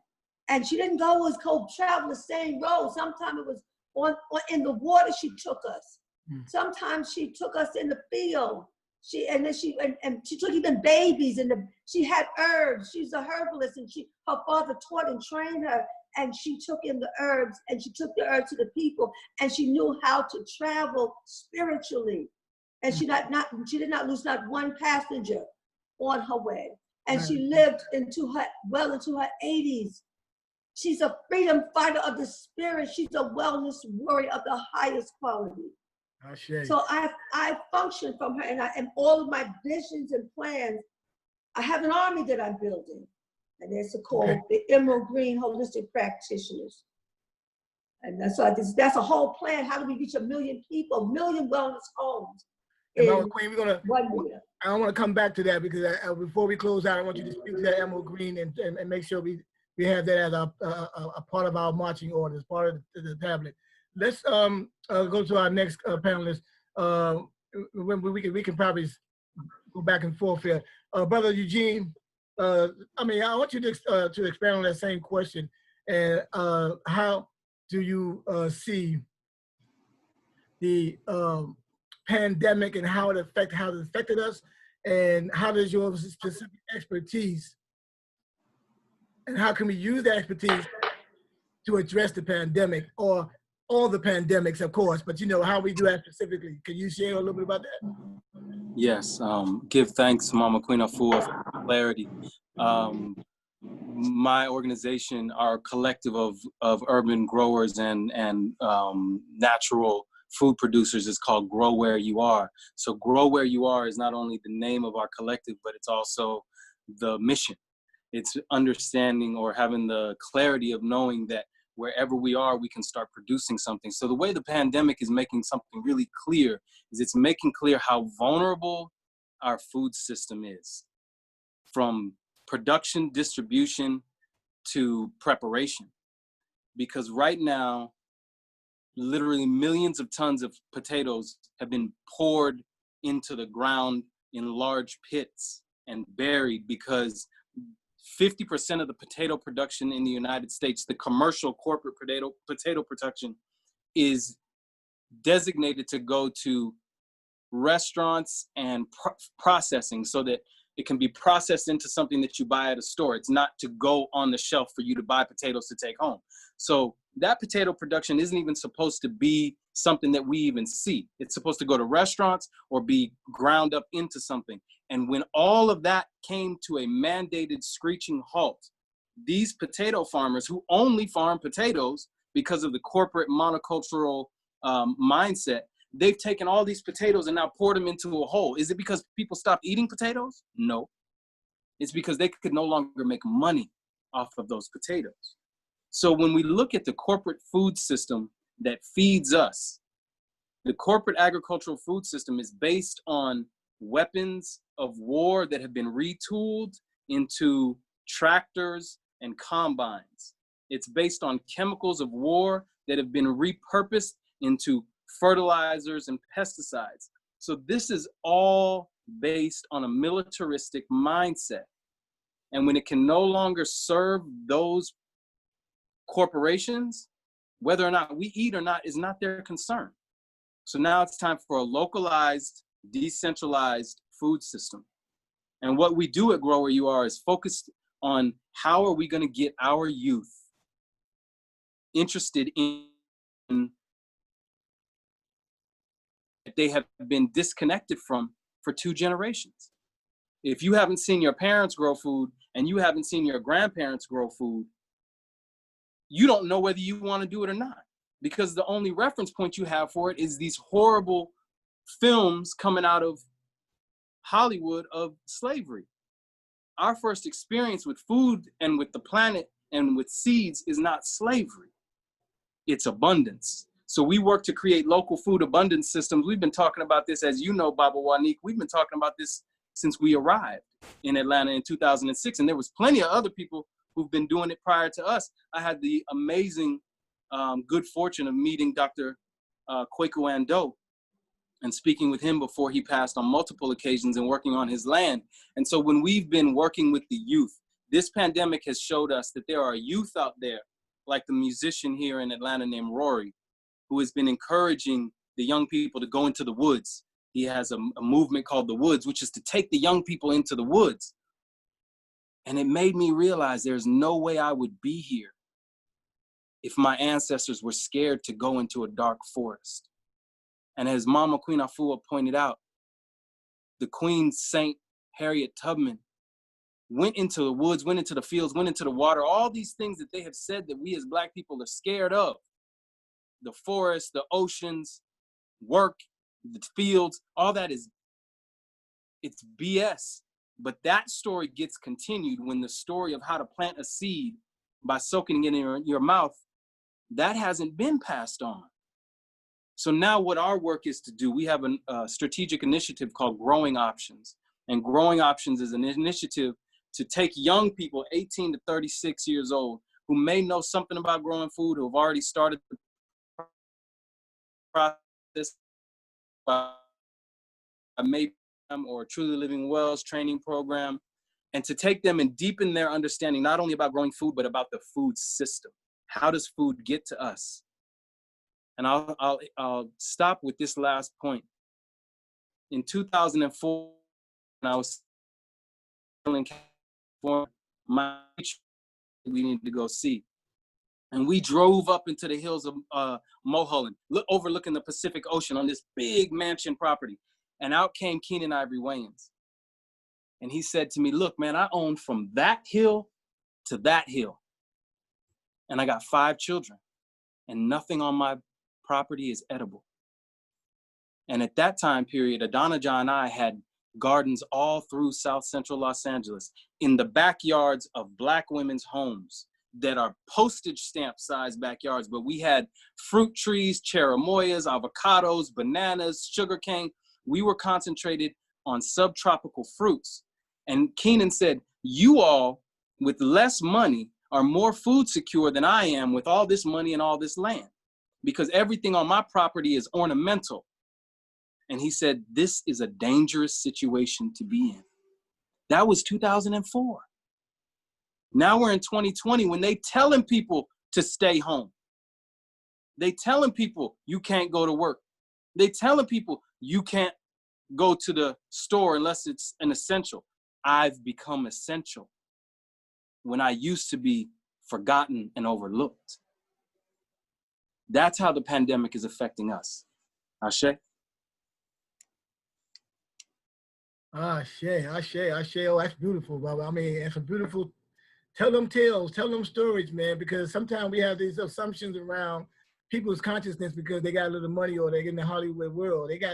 They're really longing for us, you know, to be able to bring them into how to use that capital, use that fiat money to support something larger. And it's happening, but we got to make sure we understand how it's done. It's done in the dark, right? That's how we do stuff, because things grow better in the dark, right, Farmer? Things grow better in the beautiful dark soil, right?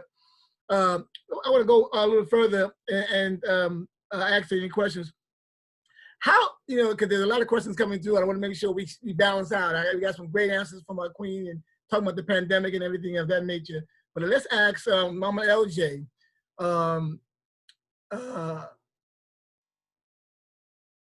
maybe you can share some of what the positives are and the opportunities that are being created by this pandemic. I want to make sure I use air quotes every time I say it, because I want to be clear how the mind works in terms of how we respond to it. I know they said the pandemic, but if you look at that word and you anagram it, it could be demopanic, right? So we got to be careful what demopanicking about. So we can be able to not get caught up in the hype of it, right? So I want Mama LJ to share a little bit about what the positives are, right? And what you think that the opportunities that we have created by where we are in this particular time period, not just the pandemic, but overall. What do you think the positives are, and what are the opportunities that are shared right now, Mama LJ, please? Okay, thank you.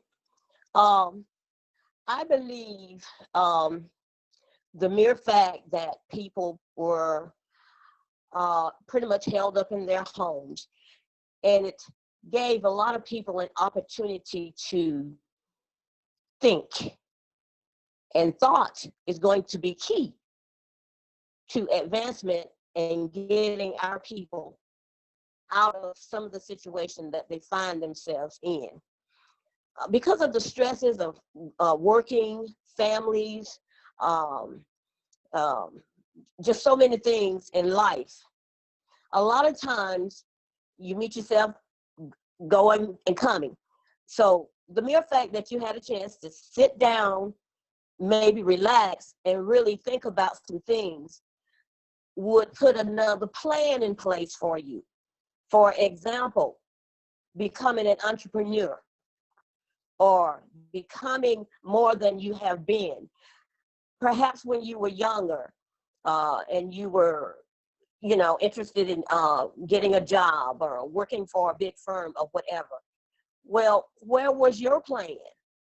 So I feel like a lot of people really had an opportunity to take that plan that they had thought about many, many years ago, take it off the back burner and do something about it.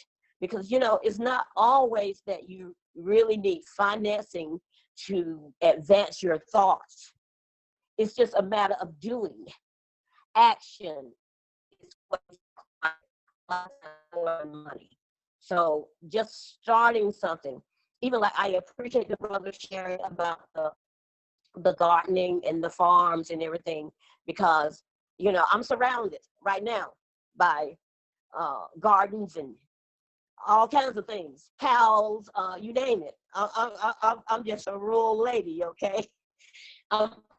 Okay. But anyway, I'm still here because I heard that where they're literally destroying the Sure, we're losing you a little bit. I want to make sure we don't lose, because there's some crucial things you're saying. So I'm not sure if you're able to speak directly. Okay. Go ahead. Mm-hmm. Okay, how's that? Yeah, keep talking. I'll let you know. Okay, but also I want to focus a little bit on what I am doing to preserve minerals, antioxidants, nutrients, and so forth from foods. Because like he says, at one point it may be to where we will not be able to access real foods. It's going to be processed, or as you know, we're already dealing with the GMOs and so forth. But for many, many years, maybe 20, 25 years, I am the cataloger and the saver of extracts. That's what I do. Because my products work in nanometers. If you understand nanometers, it means that you're not getting a dose or you're not getting a supplement. That's not what's necessary. The cell only needs nanos. And therefore, that's the basis of what I do. And I have just preserved and kept so many extracts over the years. Premium. Can you hear me okay?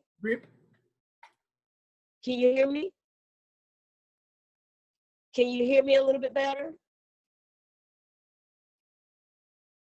We hear you, Mama. We hear you. Yeah, I hear you loud and clear. We hear you loud and clear. Okay, and I feel like, obviously, the ancestors had me to do this. And I continue to do it every season, every year, even when the virus came out this year, so-called virus came out this year. I had extracts of a very rare plant. Well, it's actually from a tree, and I was able to utilize that. And well, I've utilized it in so many of my products before, but it was one of the key components. Well, if I had not had those extracts from years and years and years ago, and there's a way the ancestors have shown me how to preserve those extracts. So, you know, if they are going to rid the nutrients and minerals and the antioxidants and so forth, our people can still have access to this through the concept of nanometers, okay? Nano. So all is not lost. But however, it's still important to now go back and reach back at what my parents and grandparents and the gentleman's grandparents, you know, they were vegetable farmers, vegetable gardeners, and everything. And it's important that we also have the right types of heirloom seeds, even, okay? Because if you're buying something that's Roundup Ready, then most people don't even realize what Roundup Ready is or what a hybrid is, okay? And how destructive that is. And even an ingredients type person, learning how to read labels when you purchase pretty much anything, whether it's a medication or anything. I was talking to a young lady very early this morning. She was concerned about her son, which I had sent a product. He has pneumonia. I sent a product. And so she was saying, well, you know, I made him some tea too, and I put some honey in it. I said, well, what kind of honey did you put in it? She said, it's just some honey I bought at the store.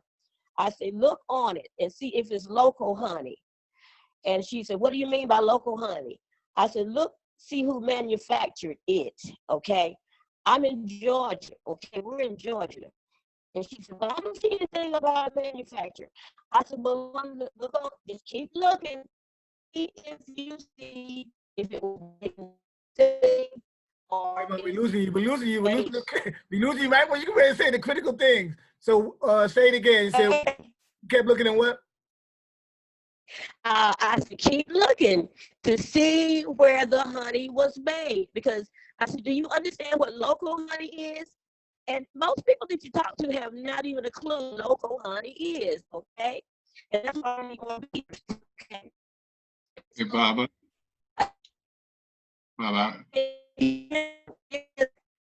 Let's put Mama on pause for a moment to see if her bandwidth can just regenerate for a moment.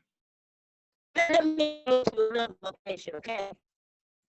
Yeah, you're breaking up and losing some of your bandwidth. So you kind of broke up, but we heard the basics of what you were saying, and your emphasis was on understanding what we're doing locally versus what is coming from somewhere else. Particularly in this case, you're talking about honey, and she couldn't find where it was local based on something within the region where we can go out in our yard and not have to have things retarded before it gets to us, so we can be able to utilize it. And that's why the produce being shipped across the country and all that. They can't take it out of harvest and send it right to you. So they have to take it and they have to stop its growth so they can get it to you so it can develop as it goes, and thereby you don't get all the nutrients from the planet or the earth, you know. And I remember Malcolm said a long time ago that, you know, land is the basis of all independence. If you don't have land, you cannot take care of yourself. You can't feed, clothe, or shelter yourself. So we know the importance of what we're doing. And what you said, Mama, about these formulas, I got it right here, y'all. This formula. Oh, wow. Yeah, so I got that formula. Hey, I got the Queen Afua's, you know, green formula, kind of running low, need to make sure that we replenish that. You know, and we got access. And Baba Eugene gave me some flowers one day. You know, and let me qualify that. He gave me some flowers, and he gave me these petals, and he said, Baba, let's go ahead and put it in the water, man. I said, what to do? He said, just put them in the water, man, and drink the water. You know, and I had this thing in the water for so long. I said, Bob, I'm gonna call Bob and say, because Bob said, here's the flowers. They were different colors. They were beautiful pinks and yellows, and you know, and he said, just take them, Bob, and just put them in some water and hold on to them. I said, I got it, Bob, and I put it in the water, and it's still sitting in the water, Bob. I got to talk to you about it. But Oh, wow. what we need to do Yes. in understanding the access we have to what we need to heal ourselves. And this is what Queen was talking about. Now, I want to quickly go because I want to make sure everybody gets to, you know, a little equal amount of time and let our brother. Okay.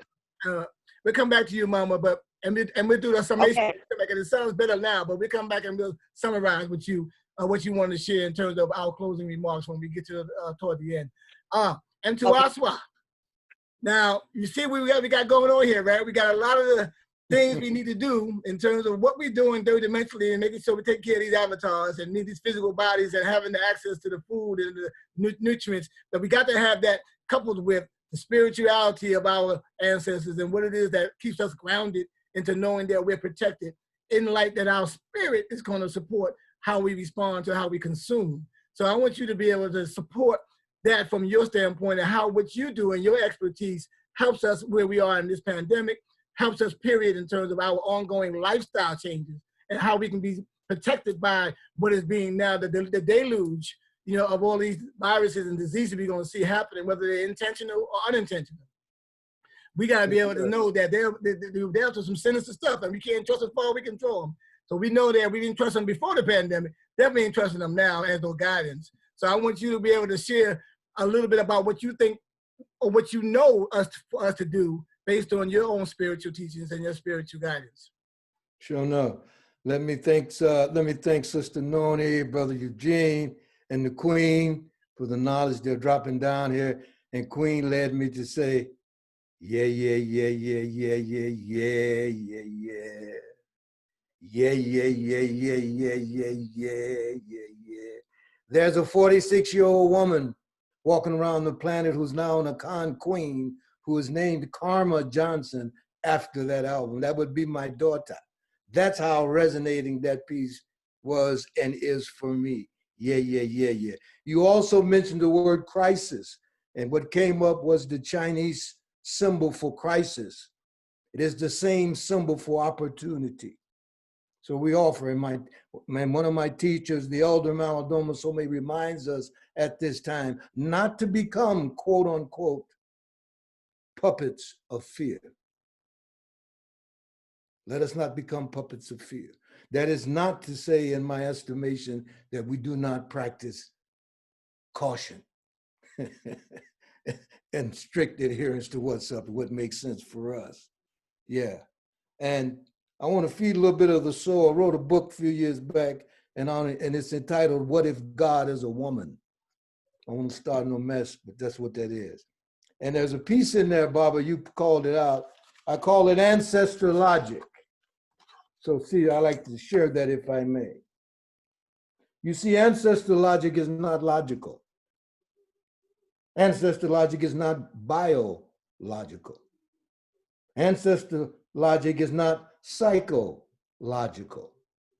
Ancestor logic, in fact, is not logical at all.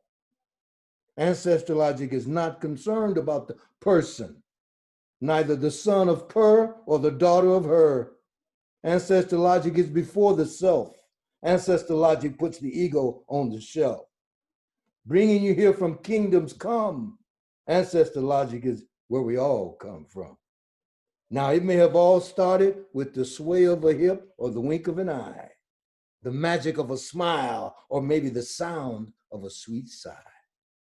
Attraction, then acceptance, a hug, a kiss, and a natural body click. About 9 months later, you got a belly kick.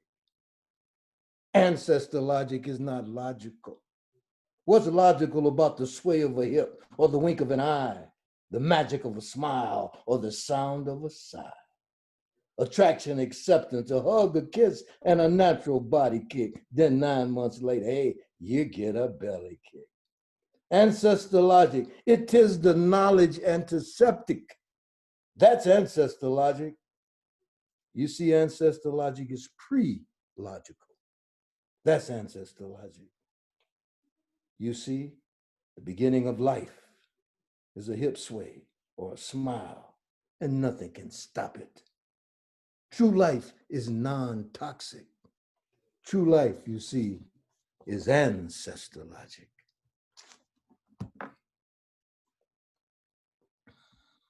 Ashe. Oh, ancestor logic is not logical. I got it, Baba. I got it. And I know, Eugene, it's non-toxic. The sister dressed it in that non-toxic, in that nano way. In that nano way. I remember many years ago, brother, I was sitting in the Pentagon. And they were working on some secret shit, and they were talking about something called, yeah, Eugene, sit on back. I've been there, done that. But they were talking about nanotechnology. And now 20 years later, I see it in my face, because I spent 20, 30 years in film and TV and all that stuff, but that's neither here nor there. So I'm feeling Ubuntu as a reminder about what this all about. The virus is just ripped off, COVID-19 is just ripped off the show enough virus, the virus whose scabs are showing. So I want to shout out to those badass, excuse my French, African-American lesbian women, Opal, Patrice, and Alicia, those leaders and founders of what we call the Black Lives Matter movement that is literally scorching the world. Truth tellers. See, truth is complicated. It's uncomfortable. It's unsettling. In fact, the truth is demanding. So I want to nod from where I'm at in this place of nodding at these young folks saying, y'all go, girl. You guys take them names. Look, man, they marching for justice and peace in Iran. I'll leave it at that. In Tokyo, Australia. So I'm just proud as I could be of the young folks. So that's what the COVID to me presents, that opportunity to look at the both and, not the either or, to come out of this manifest destiny. It's all about me, individualistic Western way of being that we all suffer from. But in our DNA again and in the bones, we know there's the okay, and that's part of those stars, brother. Ashe, Baba. Ashe. Ashe. Oh, bring it. You know, that's what we're talking about. We're talking about bringing it in all the fashions of it. And again, you point out something that we got to be careful of ourselves, because we can fall into the judgmental vibration and lose our sense of what it is as a collectivized motion. And we know that by any means necessary. When Malcolm said that, he meant that, and he coined it in terms of why it's all in our consciousness now. But he got that from our enemies, those people who want to destroy it, because that's how they live. And he knew that was going to be what we had to do in order to get back where we need to be. We had to go up against what they have already committed themselves to and dedicate themselves to. And that is by living how they live by any means necessary, even if it's conquering and killing and maiming and raping. That's their means. And we have to determine what we're going to do to offset that. But we have to come together and understand that we can't be getting caught up in these little, oh, you doing that and you doing this and you doing that, because that's not a unified force. You know, at the African community centers, we talk about functional unity. Now that goes a whole lot of ways. There's a whole lot of components to that. There's a whole lot of moving parts to what that means. However, we got to first become disciplined enough to be respectful enough of everything that's going on. And then we can once we get that done, we can now talk about what we feel is the best way to balance out what we're doing, so it can be respectful for who sees it and who is going to be affected by it based on people's choices on that other level, or where they are in terms of their own development. So I say I share to you, Baba. Thank you for that wisdom. Thank you. Yes, sir. I can't let you go, because Brother El Haj Malik also said, and I quote, "This is a time for martyrs now. And if I'm going to be a martyr, let it be in the name of brotherhood." And I would dare say sisterhood and all kind of hood for now. So it's both and. We want everybody to remember the necessary piece, and that was necessary. Later, when his face started to look like yours, and that wisdom came in, he said, hey, this is a time for martyrs now, and if I'm going to be a martyr, let it be in that name of something like that. Absolutely. Right. Beautiful. Thank you, Baba. Baba Kwabena, you want to? My host. Yeah, go ahead, Baba Kwabena. Brother, great job thus far, and want to say asante sana to the panelists for all of their wisdom and their collective energy. And just to make sure that their energy stays proper, we're going to give you a couple of minutes here to get some water, to stand up, walk around, maybe take about 3 to 5 minutes to regenerate yourself. And what we're going to do in your absence or while you're refreshing, we're going to bring up a few slides, and our sister Noni Love is going to speak to them. So we're going to share the screen. So feel free to take a few minutes, and we'll make sure that everybody's back in their seat in about 5 minutes. And then we'll continue the presentation. And we apologize for starting a little slow, but hopefully we'll be able to go out another 30 minutes where we'll get to getting some questions that have come in from the audience. We'll also get into some closing remarks. And to all of the panelists that can still hear me, feel free to double down on the impact of the pandemic on our people at this time. Also to expound a little on your expertise, your direct or specific expertise as it can counter the pandemic. And also, maybe some of you didn't get a chance to speak to the positives and the opportunities that have that we can derive from this particular time and space.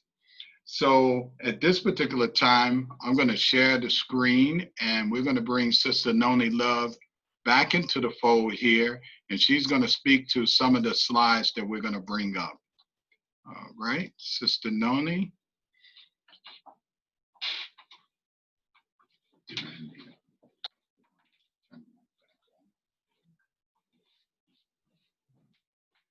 You don't need to be seen even if you want, but then introduce yourself.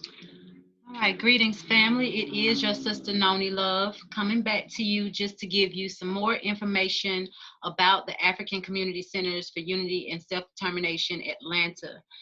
So if you want to learn more about the science of functional unity, you can join us in East Point every Monday at 6 p.m.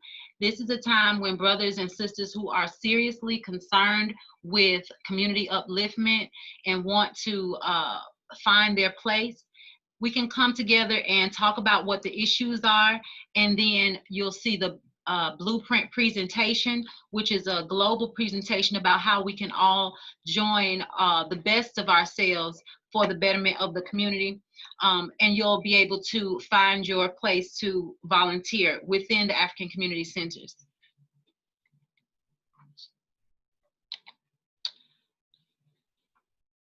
We have a definition for functional unity in case you are new to the functional unity family. And we say that functional unity is that level of social organization and structure that naturally aids a social group in building power to control the economic, political, and the cultural life of its community or nation. And we also say that functional unity is that same system and infrastructure through which any successful community promotes and protects its vital interests. So it's not that we are doing anything to reinvent the wheel, but we are doing what any successful community would naturally do to promote and protect its vital interests. So join with the Functional Unity family. You can give us a call or again, come out to the Monday 6 o'clock session in East Point. We want to draw your attention to 2 websites that will also give you more information about the work that we're doing here at the African Community Centers. The first website is the unity4power.org. That's unity, the number 4, power.org. Go to that website just to get an overview of functional unity and the platforms that are available to the community. Then you can also draw your attention to the Us Lifting Us website. Early in the conception or midway through the building of the African Community Centers, it became obvious that a funding mechanism was needed. The African Community Centers does not go outside of itself to gain funding for the work that it does free for the community. The African Community Centers only ask for donations from within the community, and donations are not necessary or mandatory. They're just our responsibility for our own upliftment. So in that same vein, we came up with another organization or an organization, Us Lifting Us. Us Lifting Us is an economic cooperative mechanism. So please visit usliftingus.org to learn more about how Us Lifting Us is supporting the community and functional unity. So again, the funding mechanism for the African Community Centers is what we call the Committee of 100,000. So we're looking for 100,000 of our community members who have the resources and see the need to donate at a minimum $10 a month just to support the African Community Centers and the work that they're doing. And anyone who does donate does not get any privileges over a person who does not donate, so it's not mandatory. Again, it's just our responsibility for those who have the resources and see the need. So we're looking for 100,000 people to, again, go to the website and register to be a monthly donor, to commit $10 at least to the African Community Centers and its efforts to uplift the community. So thank you for joining us, and the broadcast will start very soon. Thank you.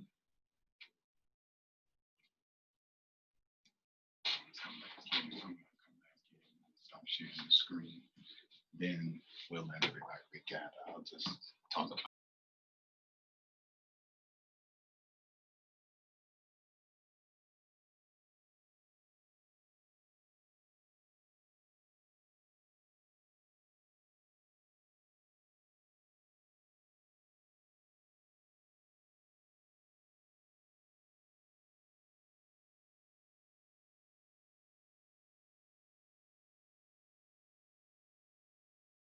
Okay, thank you. All right, we'd like to thank Sister Noni Love for giving her energy to this presentation and getting us some vital information about the African Community Centers for Unity and Self-Determination. For those of you who would like to get further information or more information about the agency, go to www.unityforpower.org. unityforpower.org. And we want to let everyone gather back in their seats. Can everyone hear me? All right, thank you, Santi Sana. One of the things that we like to do, Baba Wanique, before going back into the questions on the floor for the panelists is to give some respect to the audience. And we've been getting in some questions here. And we're not going to choose anyone to direct, but I think based upon your expertise, jump right on in. One of our panelists, G7ThenQ is their handle. The question here is, how do we transfer the wealth to local farms and co-ops? I guess they mean of local farms and co-ops to smaller communities, such as farmers markets. This is what I'm attempting to do. I am attempting to making a coordinate of these connections. So I hope I didn't butcher that too bad, but some of the grammar here is as such, and it could be just the technology. But again, how do we transfer the wealth to local farms and co-ops and to smaller communities from farmers markets? Brother Eugene, I think your hand is in the soil, so maybe we'll point that to you and anyone else that'd like to expound on that afterwards. Thank you, Baba. This is a really timely and important question. One of the things that we are doing as Grow Where You Are is we're utilizing a platform called Patreon. And I encourage anybody who doesn't know about it to check it out, patreon.com, Patreon. And if you go on to Patreon and you search Grow Where You Are, it'll pop up. And what it is, it's a ongoing crowdfunding social media website. It's primarily for artists and musicians who are releasing new material, and people become patrons of their work, and they commit to donating $5, $10, $20 a month. It comes directly out of their bank account, goes directly to the creators of that to have another stream of income directly to local growers. So I don't think too many farmers are using it, but the way we're using it is by when we're on the farm, we have our our phones, and we record content of educational content of what we're doing on the farms. And we also record, put videos and interviews and things like that. So that's one way. But the larger question that I think G7 is talking about is that there is a tremendous amount of resources that is flowing through the food system. And one of the ways that we redirect it is speaking to what we talked about with El Haj Malik El Shabazz about the land. And we know some farmers that are working on some very interesting prototypes where landowners, wealthy landowners that understand the need for racial justice and reparations are partnering with young Black farmers and saying, listen, you come and farm this land, you have housing, you have a paycheck, you also earn a certain amount of money based off the food that you produce. And every 6 months or a year, we look at that progress, and then you get 10% of the equity in the business and the property with the vision of 5 years, you own the land. And this is something that we are seeing happening right now with a particular young farmer in Atlanta, and working with a wealthy white landowner who understands that their wealth, they can't take it with them, and that their wealth has not been necessarily generated by their hard labor. Because if anybody here who is a European says that they deserve to inherit land on Turtle Island, then they're sorely mistaken. So what we are looking at are prototypes where that kind of thing can happen, or we can, both and, as Baba said, we can partner with people who are finding, people in entertainment and music who are finding themselves now not as relevant as they used to be and having income.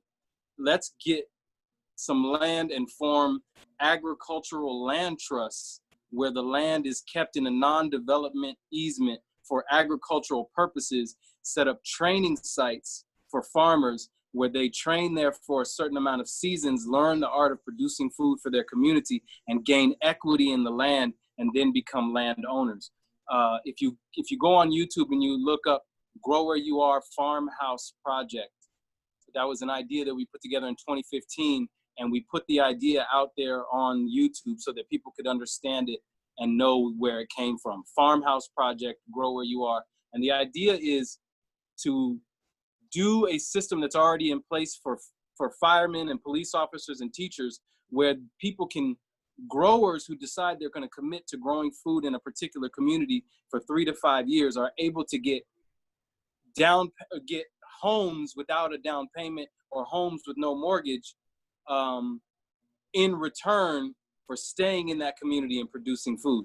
This is a theory and an idea that all it would require is the investment for people to purchase this land, which we know in 8 to 18 months, the real estate is going to fall out, and there's going to be land and properties and homes everywhere up for grabs. So this is the time for us to partner with people who have the resources, grab up those properties, get the lawyers together to create land trusts and agricultural easements, and put our new growers that we're training on that property and allow them to gain equity in that property. I hope that helps to begin to address that question. Yebo. Sante Sana, Baba. We're going to move on to the next question. We, for our host there, we only have about 3 questions. We'll combine one, so that way we can move ourselves back into the flow of the presentation. But we'd like to thank all of the audience for participating in the presentation by asking questions, and hopefully we'll continue to provide answers offline in the chat session. The next question is to the holistic practitioners and spiritual people of the panel. Can you give us some specific rituals or actions that we can perform to counter the time that we're in? So who would like to speak to that? Queen is gesturing. Let Queen, then Brother Baba, if you will. Queen is going to respond, then you can respond as well, Brother Mtuaswa, please. Mommy, you got to make sure you turn that mic off because you're rehearsing right now. All right, so there you go. what I put together, which was inspired by that in March when the full fallout came, I had a 21-day detox. It was a community service, and about 22 healers came on every day for 21 days over that time. And in the middle of that, Black Girls Rock came in and Beverly Bond asked me to participate. What I developed was called, it's here, this is everyone, you can actually go to my website for this 9 steps. It's a detox and rejuvenate the immune and respiratory system through daily wellness protocols designed specifically for the coronavirus and any other forms of a virus. And I have been giving this over and over again to many people that made me put together 9 steps. And everyone can go on to www.queenafua.com. It's free. And when you get it, please send it to everyone in your community, your circle, your friends, your spiritual house. One of the products, Laura London, Nipsey Hussle's wife, he's not, he was one of our great young people bringing great business into our community. He's now an ancestor. Well, we have been shoulder to shoulder from his transition. She was with me, and she's taken the trainings and so on. One of the products that she put up out to her millions of followers is Breath of Life. Now, Breath of Life, I think we sold about 200 bottles for the respiratory system because they're running out of respiratory machines, and it's not really helping the people. And you're going to hospital to get one when you can go stay home. It's all plant-based. It's eucalyptus, it's peppermint, and you just take 2 drops of lime water, 2 limes, warm water, take that down morning, night. The mucus will start coming up, the allergies, the colds, the shortness of breath. That's one of the points. And then another simple point is to take a healing bath. You can take Epsom salt. That will help to pull the poisons out from your skin and get the circulation up. 1 pound of Epsom salt, or Dead Sea salt, or Himalayan salt. Soak in a tub for 30 minutes. And then those who really want to get that congestion out of the system, juice yourself to ginger. The ginger root, not a powder, about the size of your hand. Juice that, put that into your bath water. That also, and then before you put it in the bath water, take 2 or 3 tablespoons of that and put that in a glass of warm water like a tea. So it's going to work from inside out, circulation outside in, boosting up the immune system. Another way to after you take your healing bath, you take a shower over the lungs, expand the lungs over your face, and then you invert. Invert is a basic African movement to bring the soul back up, get the circulation up, and it will pass away the congestion throughout. 3 pillows at the foot of the bed, and then energy comes back into the lungs, back into the brain, back into the blood. That inversion. And then this is the 7th step. These are the foods that destroy your system. The animal-based protein, what you want to move now to is a vegetable-based protein, and so that your immune system will not be challenged. We try to cut out the pork, the beef, the goat, the lamb, and get into the old way, the black beans, the pinto beans, the caballo beans, the lentils, the peas, the avocado a day will keep the doctor away. And then cut back and cut out your starch, particularly your white bread. So it's about a lifestyle. The white bread, the white rice, that's a mucus contributor, just as the flesh is an immune contributor, destroyer. And then the dairy is an immune congestion contributor. So those asthma, allergies, hay fever, it's all a setup for the virus to attack and hold. And then many of the people are stressed out and fearful, so try to come off of the sugar. Sugar causes more stress and more anxiety, more depression, mood swings, and Alzheimer's. So come off of that. And then all you can read this, you can pass it around, you can bring it to your family. I'm almost 2 more points. 8th step, fresh juice, vegetable juices to boost your system up. The darker the greens, the greater the healing. When you're taking in vegetables, you're taking in sunlight, liquid sunlight, which gives you your vitality, boosts up your emotional immune system, the psychological immune system, and your physical one. Take the fruits to detox, the vegetables to repair, 2 salads a day, lunch, dinner, plant-based proteins. I went over that. And of course, 2 glasses of water, lime juice in the morning, lime juice at the end. Every 3 or 4 hours, you have 60 ounces of water. And if you work on that, then the body's going to totally begin to repair and restore itself. So those are some of the 9 points. And then you can get the books and study and so on. Those who are addicted to those substances that you can't seem to get off of that addiction, then what you want to do is order the Master Herbal Formula. The Master Herbal Formula, 13 herbs from echinacea to red clover, blood cleansers, yes. 3 cups a day, 21 days. You're not addicted anymore, because we want to change our diet, but we're addicted. We were raised in the soul food, the junk food, and all of that. So we got to get out the blood. All of our addictions are in the blood. You clean the blood, you clean out the addiction. And then those who are feeling mentally challenged, emotionally challenged, stressed out, then you want to take the Green Life Nutritional Formula, and that's going to help to boost up your immune system. All plant-based proteins in a powder form. Simply put it in your water, blend it, drink it 2 or 3 times a day. And what I'm seeing is Sacred Women and Man Heal Thyself, all of them are doing excellent. And they're able to take care of their families just by doing some of these works. So for everyone, and just one more thing, anyone who's in pain in the body, please get the clay, because that's for the arthritis, the knees, the back, the kidneys. All disease is only 2 things. Dr.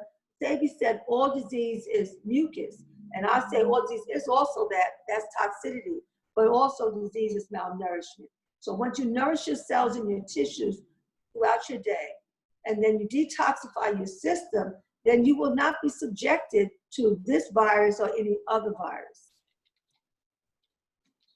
All right, Mama, Asante Sana for that. And let's make sure that we get the web address proper so we can put into our chat portal so everyone can have it to be able to. Can I give it to them now? Yes, www.queenafuaafua.com. Okay, we'll type that into the chat portal so everybody will have that and be able to link to it. Moving that spiritual, what are the spiritual rituals or things that we should be doing? Who wants to go with that next? I'll jump in there and just offer a simple something. I think, as someone has mentioned over the years, that I believe that our biggest issue is that we think we are separate from nature. That idea that nature is somewhere else, or that it's this thing out there and then there's me. No, the Dagara people, like a whole lot of indigenous people, understand that there is no connection. The brother Eugene mentioned Turtle Island. I imagine in my mind when the people came to the people and the native folks and said, hey, I want to buy some of your land. How can I sell you my arm? See, so that's the leap. That's, what are you talking about? We might be able to work a deal out for a pipe I made or some moccasins, but that's the mother. That's me. There is no separation. On a practical outside, I would offer a red cloth and a red candle. If you have a red cloth and a red candle, you light that candle and you listen. Call on those ancestors you know, those you do not know, and those who know you better than you know yourself. Because we are made of fire. We are made of water. We are made of the earth. We are made of mineral, and we are made of nature. All of us, those are the 5 elements the Dagara people understand that we are made of and offer as a cosmology for consideration, that there is no separation. Talk to the ancestors. I see. Baba, you still there? What I would say to that also, and I can follow up a little bit, because that's one of my favorite, crusades, is us getting back in harmony with nature. And I say by doing the basic things, the basic things that one can do is to simply go outside, be still, and just observe what's happening in your immediate community. Because you'll see that there's a lot of things happening, a lot of insects rolling around, a lot of different species are just doing their thing. And because we're so into the hustle and bustle, or we were, before this pandemic happened, where everybody could be still on to see what kind of neighborhood you live in and who you moved in on, because you had to move, they were there first. So if you moved in and you built a house or a landmass, you can almost guarantee there's a habitat there that was living before you got there. And that's why sometimes we get all panicked when they come into the house. We start acting like, they invading and start calling them pests and bugs, and then create an industry that starts to poison them. Because we think that, we're just terrified. You ever see somebody terrified of an ant this small in a roach or whatever? That's part of what our training, is that we are so far removed from nature that we don't get the signals that our ancestors, indigenous as they were, talked about the totems that come with those species and what they were communicating to us about what we needed for answers and guidance. And looking around and trying to find something, killing the answers right there. You're trying to get around it. You can live in harmony with the answers that's giving you the opportunity what to do and how they live in nature. So I'm on this campaign now, of course, by natural time and natural law, cosmic law, and getting back in harmony with that and sync with that based on what's taking place within the 13-moon process. So one of the things that we're doing is to let people know that you are, in fact, natural time walking and talking. That's why you say, give me my arm. Your whole physical anatomy is the complete embodiment of natural time walking. But you have to get back in harmony first before you can be able to have that kick in, so you can see that you can always be aware of what's going on telepathically. That's why all the insects and all the other species are very successful, because they tapped into what's going on. And that's why when something's coming, you know it's coming, because they'll tell you first. Tsunami, hurricane, earthquake, they're always giving you the heads up that it's happening, and they move accordingly. So we give thanks for Barbara bringing that, because we got to be clear. Now, we're so far removed from ourselves, and it's right outside our door, right there waiting for us to respond to. And one of the things I'll say quickly, that if you want to see and really understand your immortality and your lifespan and how you can live very much unaffected without knowing what's taking place, you just tell me where the squirrel's going to die. You tell me where the bird's going to die, where their cemetery at. And Bobby, you be out there all the time. You don't see a squirrel funerals and ceremonies, do you? You see them, but they showing up, right? They're constantly showing. You never see the old squirrel. Where they go to die? I'm not saying they don't. Maybe they do. I want to go where they go, because they don't have a ceremony. They don't have insurance. They don't have none of that. But I'm saying that's part of us not realizing that there's an immortality is our birthright, but we got to know how to tap back into that. So, Mama LJ, you want to speak to some of this? I know we should get to you, and then we'll summarize and maybe close down, because everybody's good. I don't know if anybody feels rushed by time. That's also part of our sickness, is that we think that this clock means a whole lot. And it means nothing. It really is a stress inhibitor. That's what it's made to do. That's why they call it a clock. It's a consciousness lock. And we have to get beyond this idea that something is time constrained. But we know we want to operate within the context of what we say something is going to start. So we have to all apologize when we don't start right on time, or we're a little late, or we want to hurry up and get caught up in that frequency of nothing but deliriousness, because that's the whole trick. That time clock is another part of the colonization. That calendar, the Gregorian calendar, is another part of that colonization. And once we get to our point that we recognize, if you represent vibration of who you are, you have all the time you want in the world, and it will work for you. So we got to be focused on that and get back into our natural time. And the natural time is 13 moons, 28 days. That's how all the species work on biological processes. And that's the birth of the ovulation of the menstruation of the feminine principle. So once we get that down, we will be okay. Mama LJ, you want to speak a little bit to the questions that are asked so far, so we can get you in there in fairness? Yes. And of course, we are spiritual beings, and we have to stay connected to nature. Okay? There should be no disconnect. But when you eat artificial foods, you're breathing in the chemtrails, the water is not the quality that it should be, then you're transforming into something that's not natural, okay? And ultimately, a lot of times you're going to end up with brain fog, basically, not being able to conceptualize things in the order that it really should be. So it pulls us away from where we really do need to be. And that's the whole point and the key to consuming natural foods, natural products and so forth, you know, and not so much a chemical and synthetic components like prescription drugs and things like that, okay? Because those elements have a tendency to take you away other spin-off type things in the natural body. So it is important to think about nature and as close to nature as possible. And that's part of the product. Mama, stop for 1 second. Your audio, give it a little chance to breathe. There, your last sentence we did not hear clearly. Try it again. Your last sentence.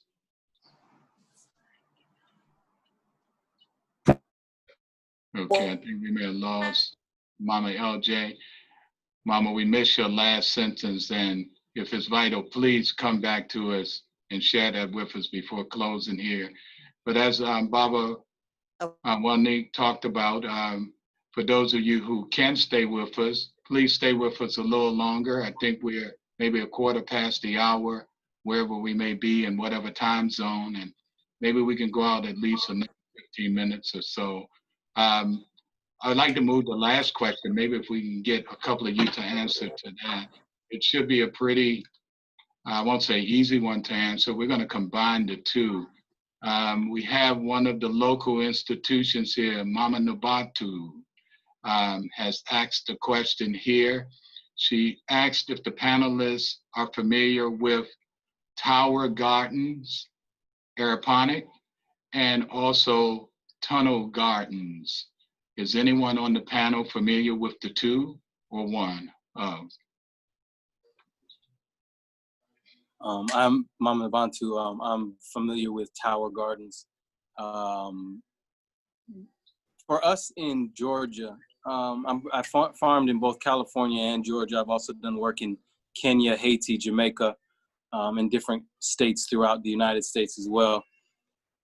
Tower gardens, hydroponics, aquaponics.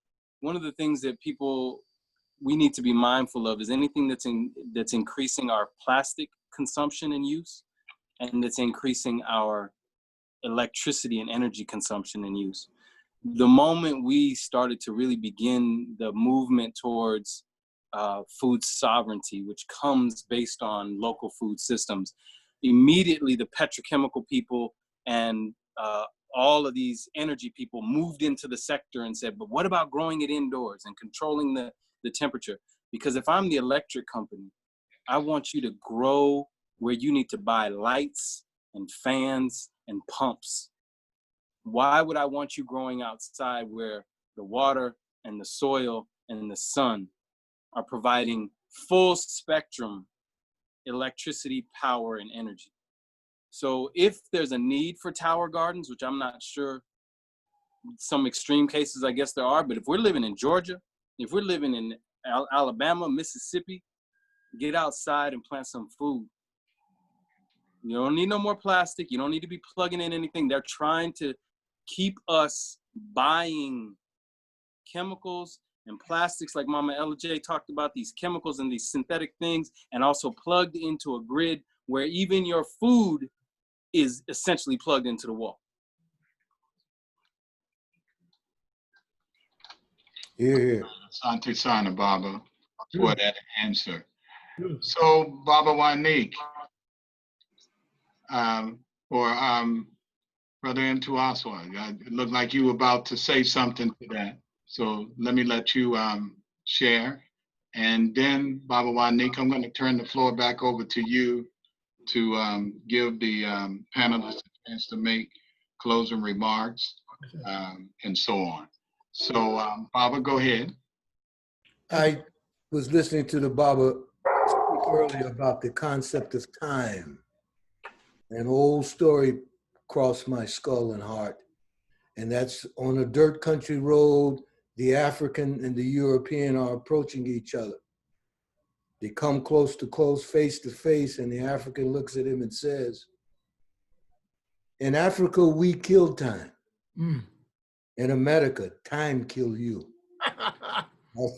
Ah, shame. That's beautiful, Baba. Come on, keep dropping them You know, that's the axioms, boy. Top. All right. So Baba Wanique, Yes, sir. see if you can pull on each of the panelists, and if anyone wants to expound on anything that came before this in regards to the impact of this on our people, your specific expertise, but mainly we want you to move towards what are the positives and opportunities derived in this time as part of your closing remarks. And so Baba, floor is back to you. Asante Sana to everyone. Asante Sana, Baba Kwabena. Thank you for coming in and helping us bridge a little more of that wisdom from the elders and from our ancestors, because I think that I know we are on a real good trajectory here. And because we are, there's nothing that can stop it. Mama Queen, I knew that you agreed. Did you want to respond a little bit to what was just said? I seen you were gesturing. I want to make sure that I honor you to let you, you got to go ahead and take yourself off mute. You take yourself off mute first, Mama. Let me see if I can unmute you. Oh no, we don't want to miss what she's saying. Well, I'm so inspired from everyone and what everyone's saying. I'm very attentive to see where I fit in. I'm listening to Brother Eugene, and just what he's speaking of is just where I am now. That has me traveling back and forth from LA to Atlanta, and that is that we're securing right now in the next 30 days through partnering with the land project to actually have agricultural land trust.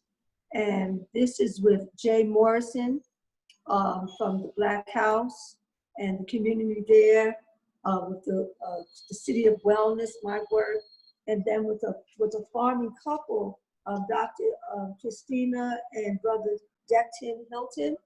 And you've spoken to me about this farmer, and I would just be so blessed to have him support and assist, because 167 acres, that's plenty of land to feed our people. And on that land, that becomes a retreat land, a wellness healing land, where people can come from around the world and be holistically doctored on. And they have that in the European communities, Hippocrates Institute and other organizations. They have the place where people can come and retreat and heal. And we don't really have such a place. Dr. Sabi did that. So this is what we're looking to see happen. And activation of the healers, the immigrant holistic practitioners. We have right now 50 of them training with me, and they will be a part of this land project. And of course, learning the lessons from the teachings in the book, so we can begin to transform our mind and transform our spirit in community. So I'm really appreciating everything that's being said, because we're being pushed. I mean, how now? But this is what Dr. John Henry Clark said. Let's give the world a new humanity. Yes. That's us. That's us. We're the ones to bring that new humanity. Absolutely. Black humanity. All right. So when we said, with that being stated, and there was a couple of questions, I'm not sure that the answer about Sister Noni shared about every Monday where we were having the gatherings, and there was asking whether it was virtual or in the actual physical space. Sister Noni, you could probably answer that question directly about the Monday, and I use that in quotes because we don't know what Monday means. It don't mean moon. It might fool you, believe it means moon. But what are those Monday meetings? Are they virtual, or how does one learn more about how they can be involved with those meetings, Sister Noni? Absolutely, and thank you for the question. So the Monday meetings are from 6 o'clock to 7 o'clock. Again, you know, we're moving with natural time, so if Spirit tells us to stay a little longer, we do so. But 6 o'clock, and we're just gathering to talk about what is on people's hearts and minds, what are the issues of the day. And we end that session with the blueprint presentation. I mean, it's face to face. So we have limited space, about 15 to 20 people maximum, and it's not gonna be online at all. So this is a family meeting, and we encourage you all to come out, and it's every Monday. So if you miss this Monday, just catch the next one.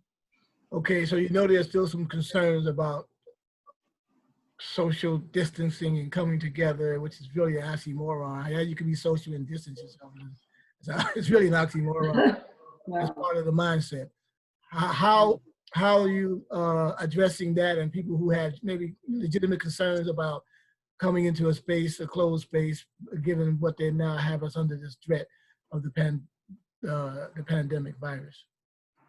For sure. So in East Point, there is a mandatory masking. So we ask that if you are feeling in any ways ill, just stay home. If you are feeling like coming out, do wear your mask. And we're limiting the space. The space usually holds 80 people, but we're only allowing 20 or less people to come in so that we can do the social distancing. And besides that, we'll be working on some other ways to bring it virtually to people who just can't come out. Well, great. Thank you. I hope that's sufficient and you can follow up. And I want to make sure, Queen, this is for you too. I want to tell you this, that I know that we have to use a lot of words to say sometimes little bit of things. And with the www, you ain't got to say that no more. Just say queenafua.com. That's all. Yeah.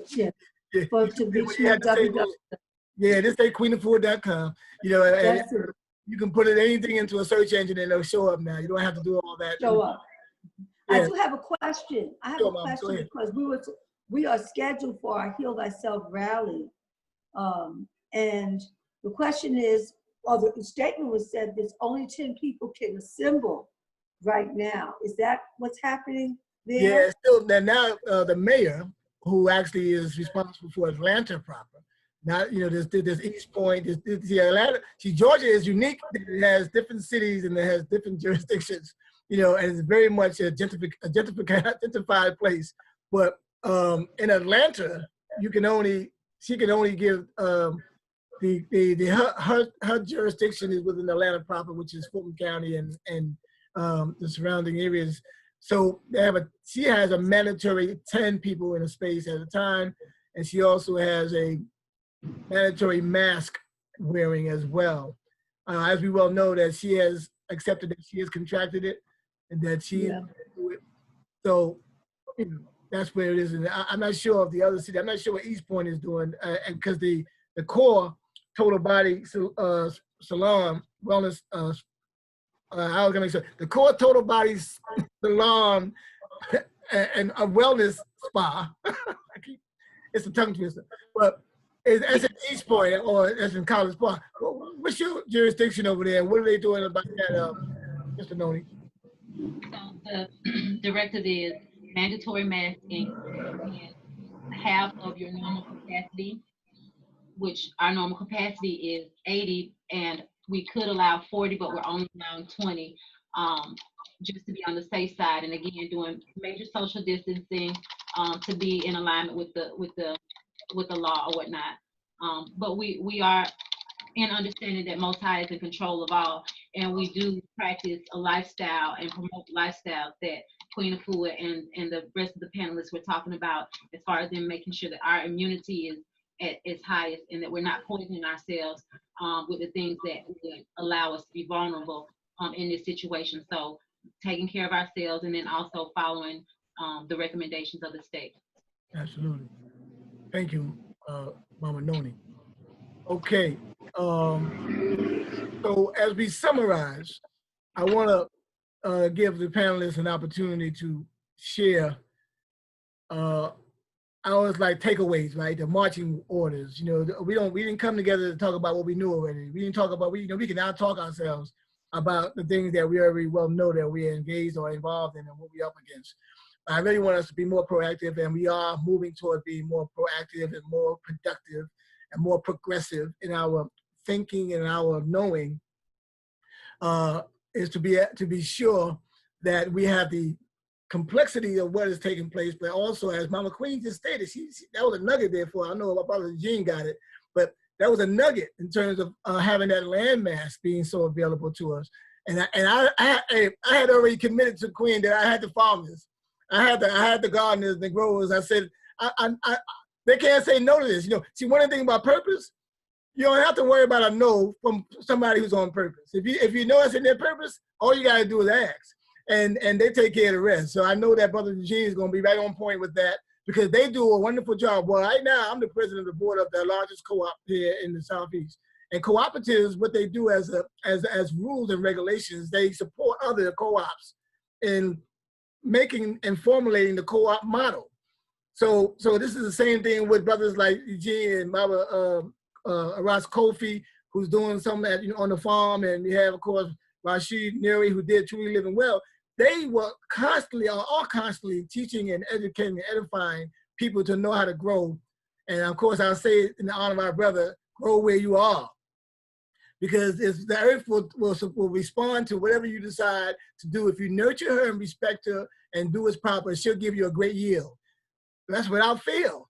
I mean, but if you think that everything's coming out of the supermarket, that's why the youth don't even fathom, something growing. They think it's dirty, it doesn't have the packaging and all the different shellacking and making it look sparkly and glittery and all the things we go on there, the shiny apple and all that, and then when you come from the farm and you see the apple is dull, but it's sweeter than the one that you thought, and all the other foods that these brothers are producing. I started a little garden here, where you get the leaves and the greens, and you say, wow, you never knew that you can grow where you are. You thought you had to wait for the plantation or the plants, to have coming from those artificial places. And that was the trick that got us caught up in the capitalism of their own profit and making feel like we can't be self-sufficient. So I give thanks that we have those who can educate us, edify us, to remind us more so, because I'm talking about remembering what we used to do and get past the trauma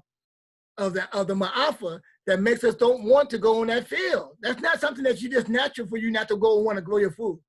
You're suffering from a real trauma. We haven't been treated for that trauma, I think properly, effectively. We still think that it's go out in the hot sun and grow something to eat is torture. Give me an air-conditioned place where I can get a package. This is what that's a psychological, shift. But a lot of folks, have made the decision to go in their yard and to grow and have great yield. So in fact, my youngest son's mother, she has a hole in her own backyard. She got everything. You really can go on and pick this and pick that and pick this because it's there and the earth is yielding and it's a small space, not a whole lot of space. You can be surprised what you can yield from that because the earth will respond to that. So I want y'all to be able to know that there's a possibility. If you got a little bit of land, you got pots to grow something in, you can grow food. If you got a windowsill, if you got a house or you got a deck, you can grow food, right, Brother Eugene? So these things are the practical steps that we are bringing this particular forum for, that we're not here to panic. We're not here to act like we are helpless or we're hopeless or we don't have the capacity to do what we need to do. We're just here to say we are ready, and we are ready or not, because what's happening now, and they're talking about this virus has tore off the clothes and stripped naked the emperor. We're looking at that right now. We're seeing the butt-naked emperor running wild, as grotesque as that makes even sound, to even think about that. But we're looking at the fall of the empire. And we gotta make sure that we don't be on the bottom of the empire when it falls. When it collapses, where is it gonna fall? If you're not ready, prepared to do something different, it's gonna be you that you have to come and be in the rubble. Let Humpty Dumpty build that wall so he can have that great fall. We know how that story ends, right? So we want that to happen. So we have to be more reticent around that and do that. So what we'll do. Hey, Baba. Yes, sir. I got some granddaddy duty that I got to attend to. So I just want to jump in here and give thanks for each and every one of you and the joy and pleasure that I've had to get to know you. And so from that place, and I got to give a shout out when you talk about the land. 34 years ago, my father, Sheikh Abdul Hakim Sharif, and my brother continues on the 61 acres in New Medina, Mississippi. And they've been doing it for 35 years now. So I just could not leave without giving a shout out to them. And I'll leave you with some words of Sekou Sundiata floating around in my mind. And that is, the tide comes in and goes back out the same way for the last billion years. You ain't got nothing to worry about. Beautiful. That idea of death, some linear place where you get to the edge and you drop off. No. the circle is forever. Absolutely. So from that place, I'm sending love and lights till the next time our paths shall cross. And before Bless you leave, Baba, before you leave, of course, will the circle be unbroken? But before you leave, Baba, leave your contact information, how people can follow up with you and follow through if there's any. Absolutely. AJ at multicultimedia.com. That's multi with the K, MULTIKULTI, multicultimedia.com. And push come to shove, holler at Kwabena. He got me. Oh, trust me, push and shoving like a Mickey figure right now. Push and shoving. But I want you to be aware, because Mama Queen is going to talk about her stuff, but she's going to have a rally online on the 23rd of July. So that rally is still going to happen, but it's going to happen online. So we want you to make sure that you can attend that, because it's going to be. I would love that. It'd be a pleasure and an honor. Just let me know. I'm there. Absolutely. Wonderful. Okay. We have that in the chat list here. AJ at multiculti.com, and we also have Multicultimedia, brother. Don't leave the multicultimedia.com. And we also have the Heal Thyself Rally online, which is July the 23rd from 12 until 7 p.m. Go to healthyselfrally.com. Healthyselfrally.com. So Baba, continue, and I'm typing in the correct email for brother. All right, go forward. Yabo, Baba, Yabo. Thank you, Baba Elder. All right. Okay, so let's get Mama LJ. You want to see if we can hear you again, and get you to give your last closing remarks about the practical steps toward what we need to do, and the opportunity we have, and what you feel you can offer those who are who now getting to know you and acquainted with you, how that can help them move in a space of empowerment after this wonderful, very dynamic platform we have. Yes, thank you. And it has been indeed a pleasure to be in the company of all of you great people today. My contact information is ljnaturally.com. That's LJNATRALY.com for a consultation, customized products. You can reach me at area code 404-900-8480. And I would like to say that within LJ, the last four for us again. Repeat the last four. We have 404-900. Repeat the last four numbers, please. 8480. And I'd like to say that within my company, I do offer business opportunity. Okay, so when you go into the website, make sure you click on business opportunity. It's explained, but my marketing team, we do one-on-ones. We do pretty much, we share any type of information that's necessary, and any questions that you would like to ask, feel free to call me. I answer all phone calls. I spend a lot of time on the phone because I'm a healer and I want to hear from my people, and I do get a lot of responses. So don't feel shy about calling me. Okay, so once again, it's just been a pleasure, and hopefully you have gained something, and from the speakers, there has just been a wealth of information. And of course, Wanique is a walking wealth of information in himself, but it's just been a great, great joy today. So thank you. Wonderful. I want to make sure we understand that this little vial here can make a water completely alkaline permanently. Permanently, a couple of drops will do you. And this is what she's been manufacturing herself with those plants that she says to help us to get our alkalinity back up and running. And I want her to make sure she recognizes that. I appreciate her for that. You know, my queen is making some things. I can't talk about them yet because I don't think we're ready to go public, but everybody's becoming creative and doing some wonderful work and knowing that we have the answers right in our hands. So this particular product here is powerful because you can have your alkaline water, everything alkaline, and it's made, because she didn't talk about that number 9, and she didn't talk about how it's made for the melanin dominant chemistry. You know, and I really don't want her to run without making sure she speaks a little bit to us, just a little bit about what it is that your product is designed to do and why it's so important for the melanin dominant. Thank you. And if you'd like to know more, just give me a call and we can talk about it.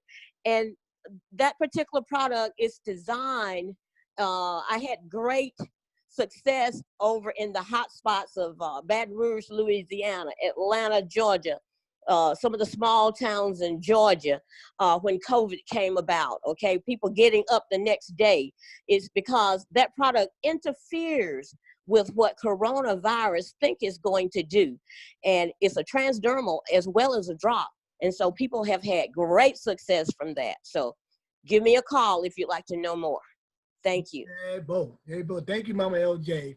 Okay, but Baba Eugene, I'm gonna let Queen go last so she can go out with a blast. Cause she's gonna give us, you know, some of that wisdom from what the green, emerald green. So when we leave out, we're gonna leave out with the emerald green, Mama. Baba Eugene, come on now, tell us what we can do. Can we dig our hand in the soil too? Can anybody do what you do? I'm talking about not like you, but can we also emulate what you have been doing so far? How is it so practical? What are the basic steps for us to go and say, Mother Earth, yield to us, please? Can we eat from your substance again like we used to? Tell us what we need to do, Baba. Give thanks, give thanks. Excuse me, I'm gonna move my spot because I'm outdoors and you can probably hear that things have changed. So what I will share with you is, yes, anybody can do what we do. And what's valuable at this particular time is to start to study the native plants in your area. Understand what is growing native in your area. Here in Georgia, there is a lot of yellow dock that is ready to be dug up. Yellow dock is a long tap root called a dramatic accumulator. It's high in iron. It can be used in baths. It can be used in teas. These are the things, the native plants are the things we want to become more accustomed to. Native plants are growing without us needing to cultivate them, without them needing to be tended to and watered and irrigated.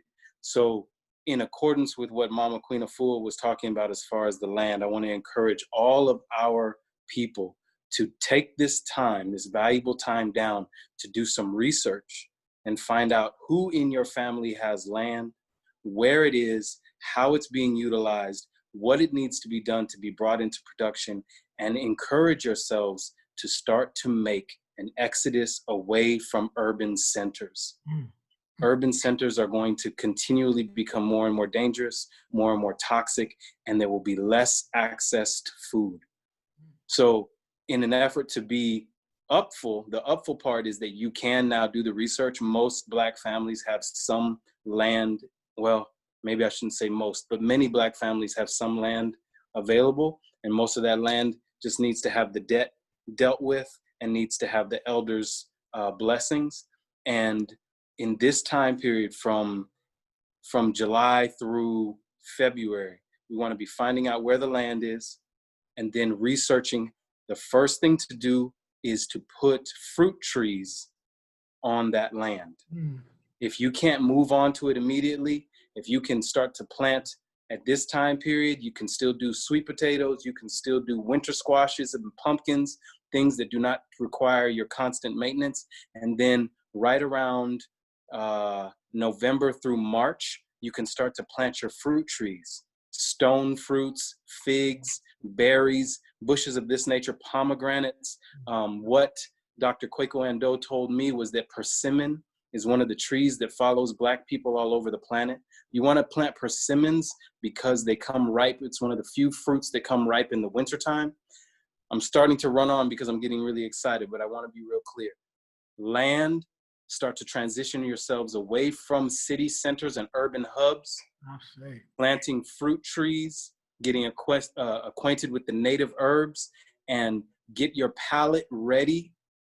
As Mama Queen Afua said, get your palate ready to be ripped away from salts, sugars, and fats, because those are not going to be available. And they have no real necessity for us anyway. We have to become acquainted with these herbs in tea form, in sauce form, directly eating these herbs, bathing with these herbs, and then we can get into the cultivated foods and the hybrids and all that kind of stuff. But fruits, berries, seeds, nuts, native plants, and wild herbs. Ashe. Baba Eugene, want to make sure that we have you correct in here. We have Food Hub at growwhereyouare.farm. Is that correct? Should it be something other? That is correct. That's a good way. Just FYI, we are growers. Website? Yes, the website is growwhereyouare.farm. And from there, you can get to our Instagram, our Patreon page, our Facebook, all of that. During this time period, we're growers. That's what we do full time. We do not have an administrative staff. So if you send an email, please be patient. Instagram is the best way to be up to date with what we're doing. We do post on Instagram regularly. Grow Where You Are is what you'll find us on Instagram. Thank you for this amazing opportunity. I'm humbled and I'm giving thanks. Baba Wanique, the invitation was right on time. Mama Queen Afua, I cannot express my gratitude. You transformed the life of not only me, but my young son, who's now a man, and his mother had a beautiful birth because of the bit of instruction that we were able to follow. The Heal Thyself book that we had was the green paperback with the hand-drawn sketch on the front. I love you dearly. Mama LJ, give thanks for all the information that you've shared. I'm humbled and I'm grateful. Baba Kwabena, thank you so much. It's good to be in your presence again as well. One love to the family. One love. One love. You give thanks, and we give thanks for the African Community Centers for Unity and Self-Determination for providing this quarterly assembly and this platform. It is an essential way that we communicate with each other. We got more to share. Make sure that you take time to visit us at Unity 4, the number 4, power.org, right? .org, right? Am I correct with org? Baba, if you like, I'll share screen here, and you are correct. Yeah, Unity for Power. Keep remember, I kind of make sure because I know that it's an organization, and we are a nonprofit organization. So unityforpower.org. And that is our way that you can turn and get more information about what we're doing, because we can actually factor a lot of what everybody's doing into our template of what we're doing to support each other. Because that's what the bigger networking is, about how much are we supporting each other, how much we really truly, and this is what the Black Wall Streets and the Rosewells and all those things we talk about, and we talk about it always in a horrific way, because the way that it was bombed and it was firebombed and killed, and our people who lost it because of the jealousy of those who see how well and productive we can be without them. And we have to determine that that could be a repeat history if we don't pay attention, that every time we grow something, Brother Eugene's talking about go get some land and find the land and all that. You better know this tug of war about life has been about the land all along. Remember, we're talking about stolen land and stolen labor of a stolen legacy. And the reason why this place we call, this is what they fear now. This is what the whole idea of taking down these monuments of oppression, the monuments of terror, you know, these monuments that upholding the Confederate idea right here in where we are in Georgia. So we're talking about them not really want to lose that stronghold of the intimidation of these things that have implicated or inferred that they are ready to kill and maim and murder, you know, for what they figure they already stolen. But we got to be able to be so strong, and I'm talking about our force field, that we can deal with all those facets. Like we can do spiritual, we can do physical. We have always been ready for whatever was coming, but we got to be prepared. Unprepared, ill-prepared will have us really see some collateral damage and losses that are unnecessary. So once we get caught up in understanding what's happening, we can really be strategic about this and do some things that's really profound. Okay, Mama Queen. Mama Queen, we're gonna give you the final closing remarks on what you are providing us with, based on your own longevity and your long-term commitment to this and your tireless efforts for making sure we are liberated. And I remember we had to chant liberation through purification. Remember that? That's really our motto. That's an underscore of what Queen Afua is about, through purification. So Mama, you can give us the information and also share with us what's coming upon us and what people can be interactively engaged in when you show up for the rally that's going to happen, of course, and women can still be initiated into sacred womanhood, and brothers can do the meal and heal thyself, as you mentioned earlier. We can do a lot of things that we can prepare ourselves for the spiritual war we under, spiritual warfare. But we also got biological and germ warfare trying to take us out before we can get to that. Mama Queen, please give us some wonderful closing remarks. And we want to make sure we unmute you before that happens now. There you go. Dr. Eugene M. Benjamin, the United States Surgeon General, who came in with President Obama, this is her statement, which this is what I moved with. Health is not only found in hospitals and clinics, healthcare is found in homes. That is exactly where we are right now. This is truly all power to the people. So with the farming and with the purifying of the water and spiritual rejuvenation and unity, we are overcoming this. This is a strong affirmation. I'm coming with one, live the lessons. No more just reading them, but live the lesson. We've been given the workshops, the classes, the seminars, is to now come into alignment and live the lessons. And that comes through unity. The second thing is activate the healers. So I'm giving a training called the Emerald Green Holistic Practitioners for those who want to be able to work in their cities, their towns, their spiritual houses, in their own home, and they are able to do what I have been doing. I'm passing the baton forward. They can do consultations. They can run 21-day detox program. They can do food preparation. They can actually show families how to set up their wellness home, from your kitchen lab to your hydrotherapy healing bathroom, to the living room, to the bedroom regeneration chamber. All of that food is medicine, and that is a training. They can start registering. They can come on the website, queenafua.com, AFUA. I love what our brother's saying. It's exactly what's happening. It's food sovereignty. We are collective. We are actually going to be closing soon on 167 acres. This is our agricultural land trust. And we are being totally 1,000% supported by the Black House, the Legacy Center. And that is where we're having our Heal Thyself rally. Everyone come online July 23rd, Thursday. It's going to go from 12 to 4. It's not going to go up until 7 o'clock, just because those who we're going to be on the land.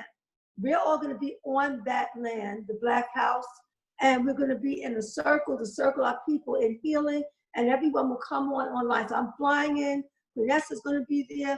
You, of course, Baba Wanique Shabaka, Dr. Drew Pookrum, Jay Morrison and his wife, Supernova Slum, Lauren Vanderpool, the vegan chef, the farmers who are on the land right now, next door to the 167 acres.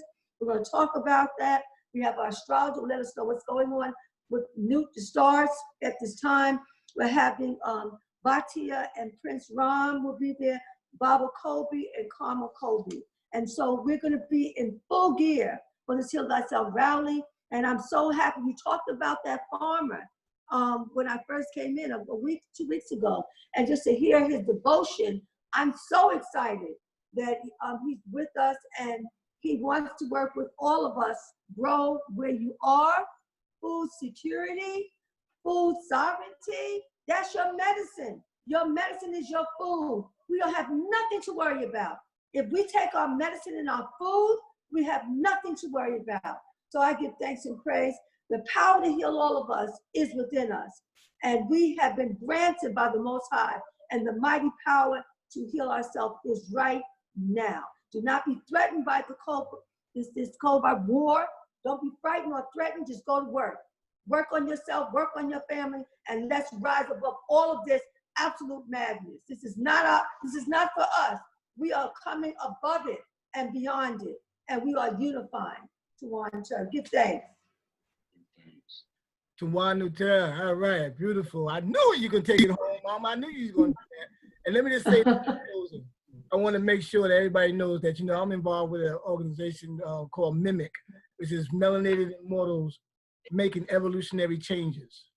And we do portal meditations. In fact, coming up, as you call it, next week, we call it, a heptad, because that's a collective of 7. That's more empowering and that's more sacred geometry. But that weak stuff keeps us in a weak state, right? And have a weekend. And it's like wow.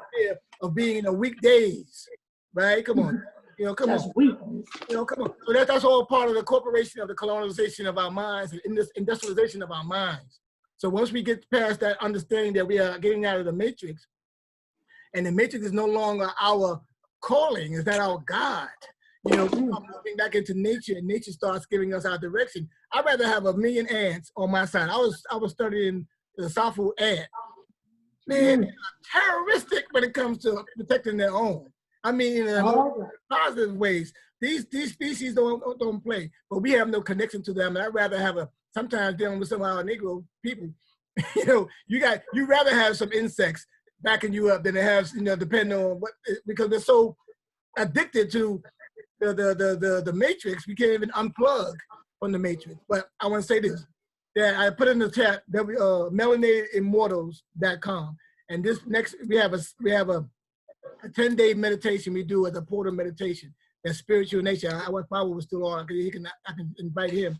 But y'all could go to melanatedimmortals.com and look at and peruse that website and look for the events. And we're having this 10-day early dawning, we don't call it morning, early dawning meditative opening of the portals so we can tap into the cosmic arena of the unlimited space we have to get our ancestral support. So we do that every 10 days in the portal of the galactic calendar and the cosmic calendar. So melanatedimmortals.com, sign up, of course there's no cost.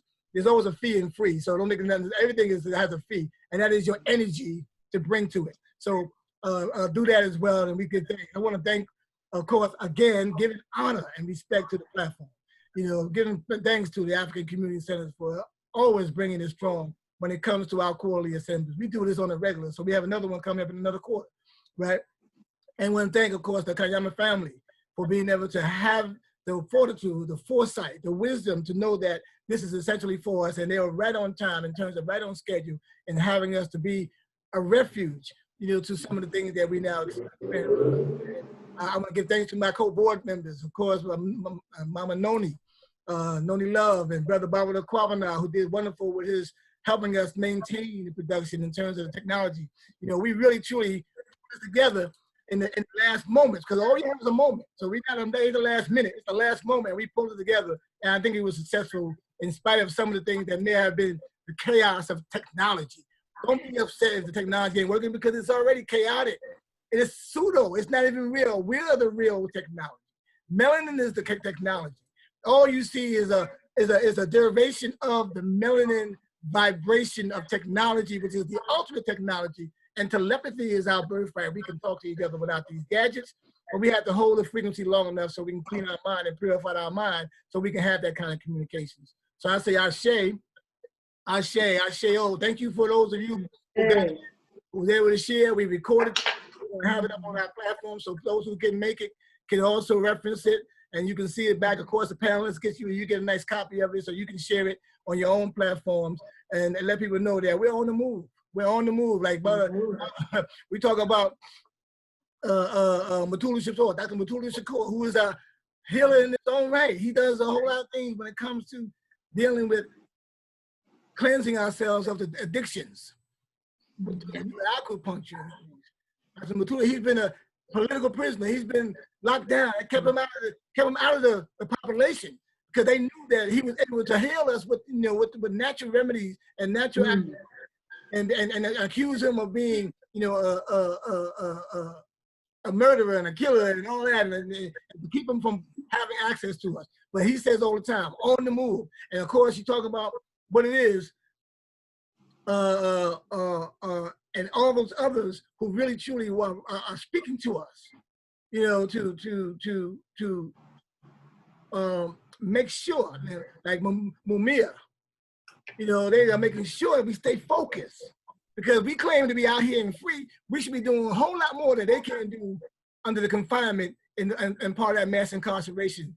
We got to make sure that we utilize, take advantage of our so-called freedom, our movement, and we can move at will and go out at will, come back at will, when we did before they got us into this point where you can't go nowhere. But at that point, we still have more access to the energy than they in those confined places that they are now political prisoners and behind the walls. But we, in their honor and respect We're going to continue, as in Brother Imam Jamil Alameen. All those who actually done the work for us to be where we are right now. We have a duty and obligation to support the continuation of our liberation activities. And I get beyond struggle. It's an activity to move forward so we can access the higher forms and realms of life. I give thanks to all of you. And if we have no more questions, no more comments, no points of reference, we can close out effectively. Baba Kwawana. Yeah, Baba. Can you hear me at this point? Yes, sir. All right, family. Again, like to just say on behalf of the African communities, unity and self-determination, we'd like to say Asante Sana to this particular moment in time, to our family at large, and as our elders said in the chat portal, we were made for this. So we'll send that back out, the strength of Mama Akila, sending that message to us. We were made for this. And so stay tuned for upcoming announcements, for other broadcasts. And we'd like to thank the Core, which has started a new podcast studio here in East Point, Georgia. The address that you see here for learning about the science of functional unity. You could also contact that particular number to inquire about how you can make use of this wonderful podcast studio that has been created to be accessed by our community, to get beyond traditional media, to say what it is that we have to say and what we need to say at this time and place. And so in closing, on behalf of the African Community Centers for Unity and Self-Determination, we'd like to say to everyone, Asante Sana. And again, thank you for joining us. And we're going to close out on the Zoom session now.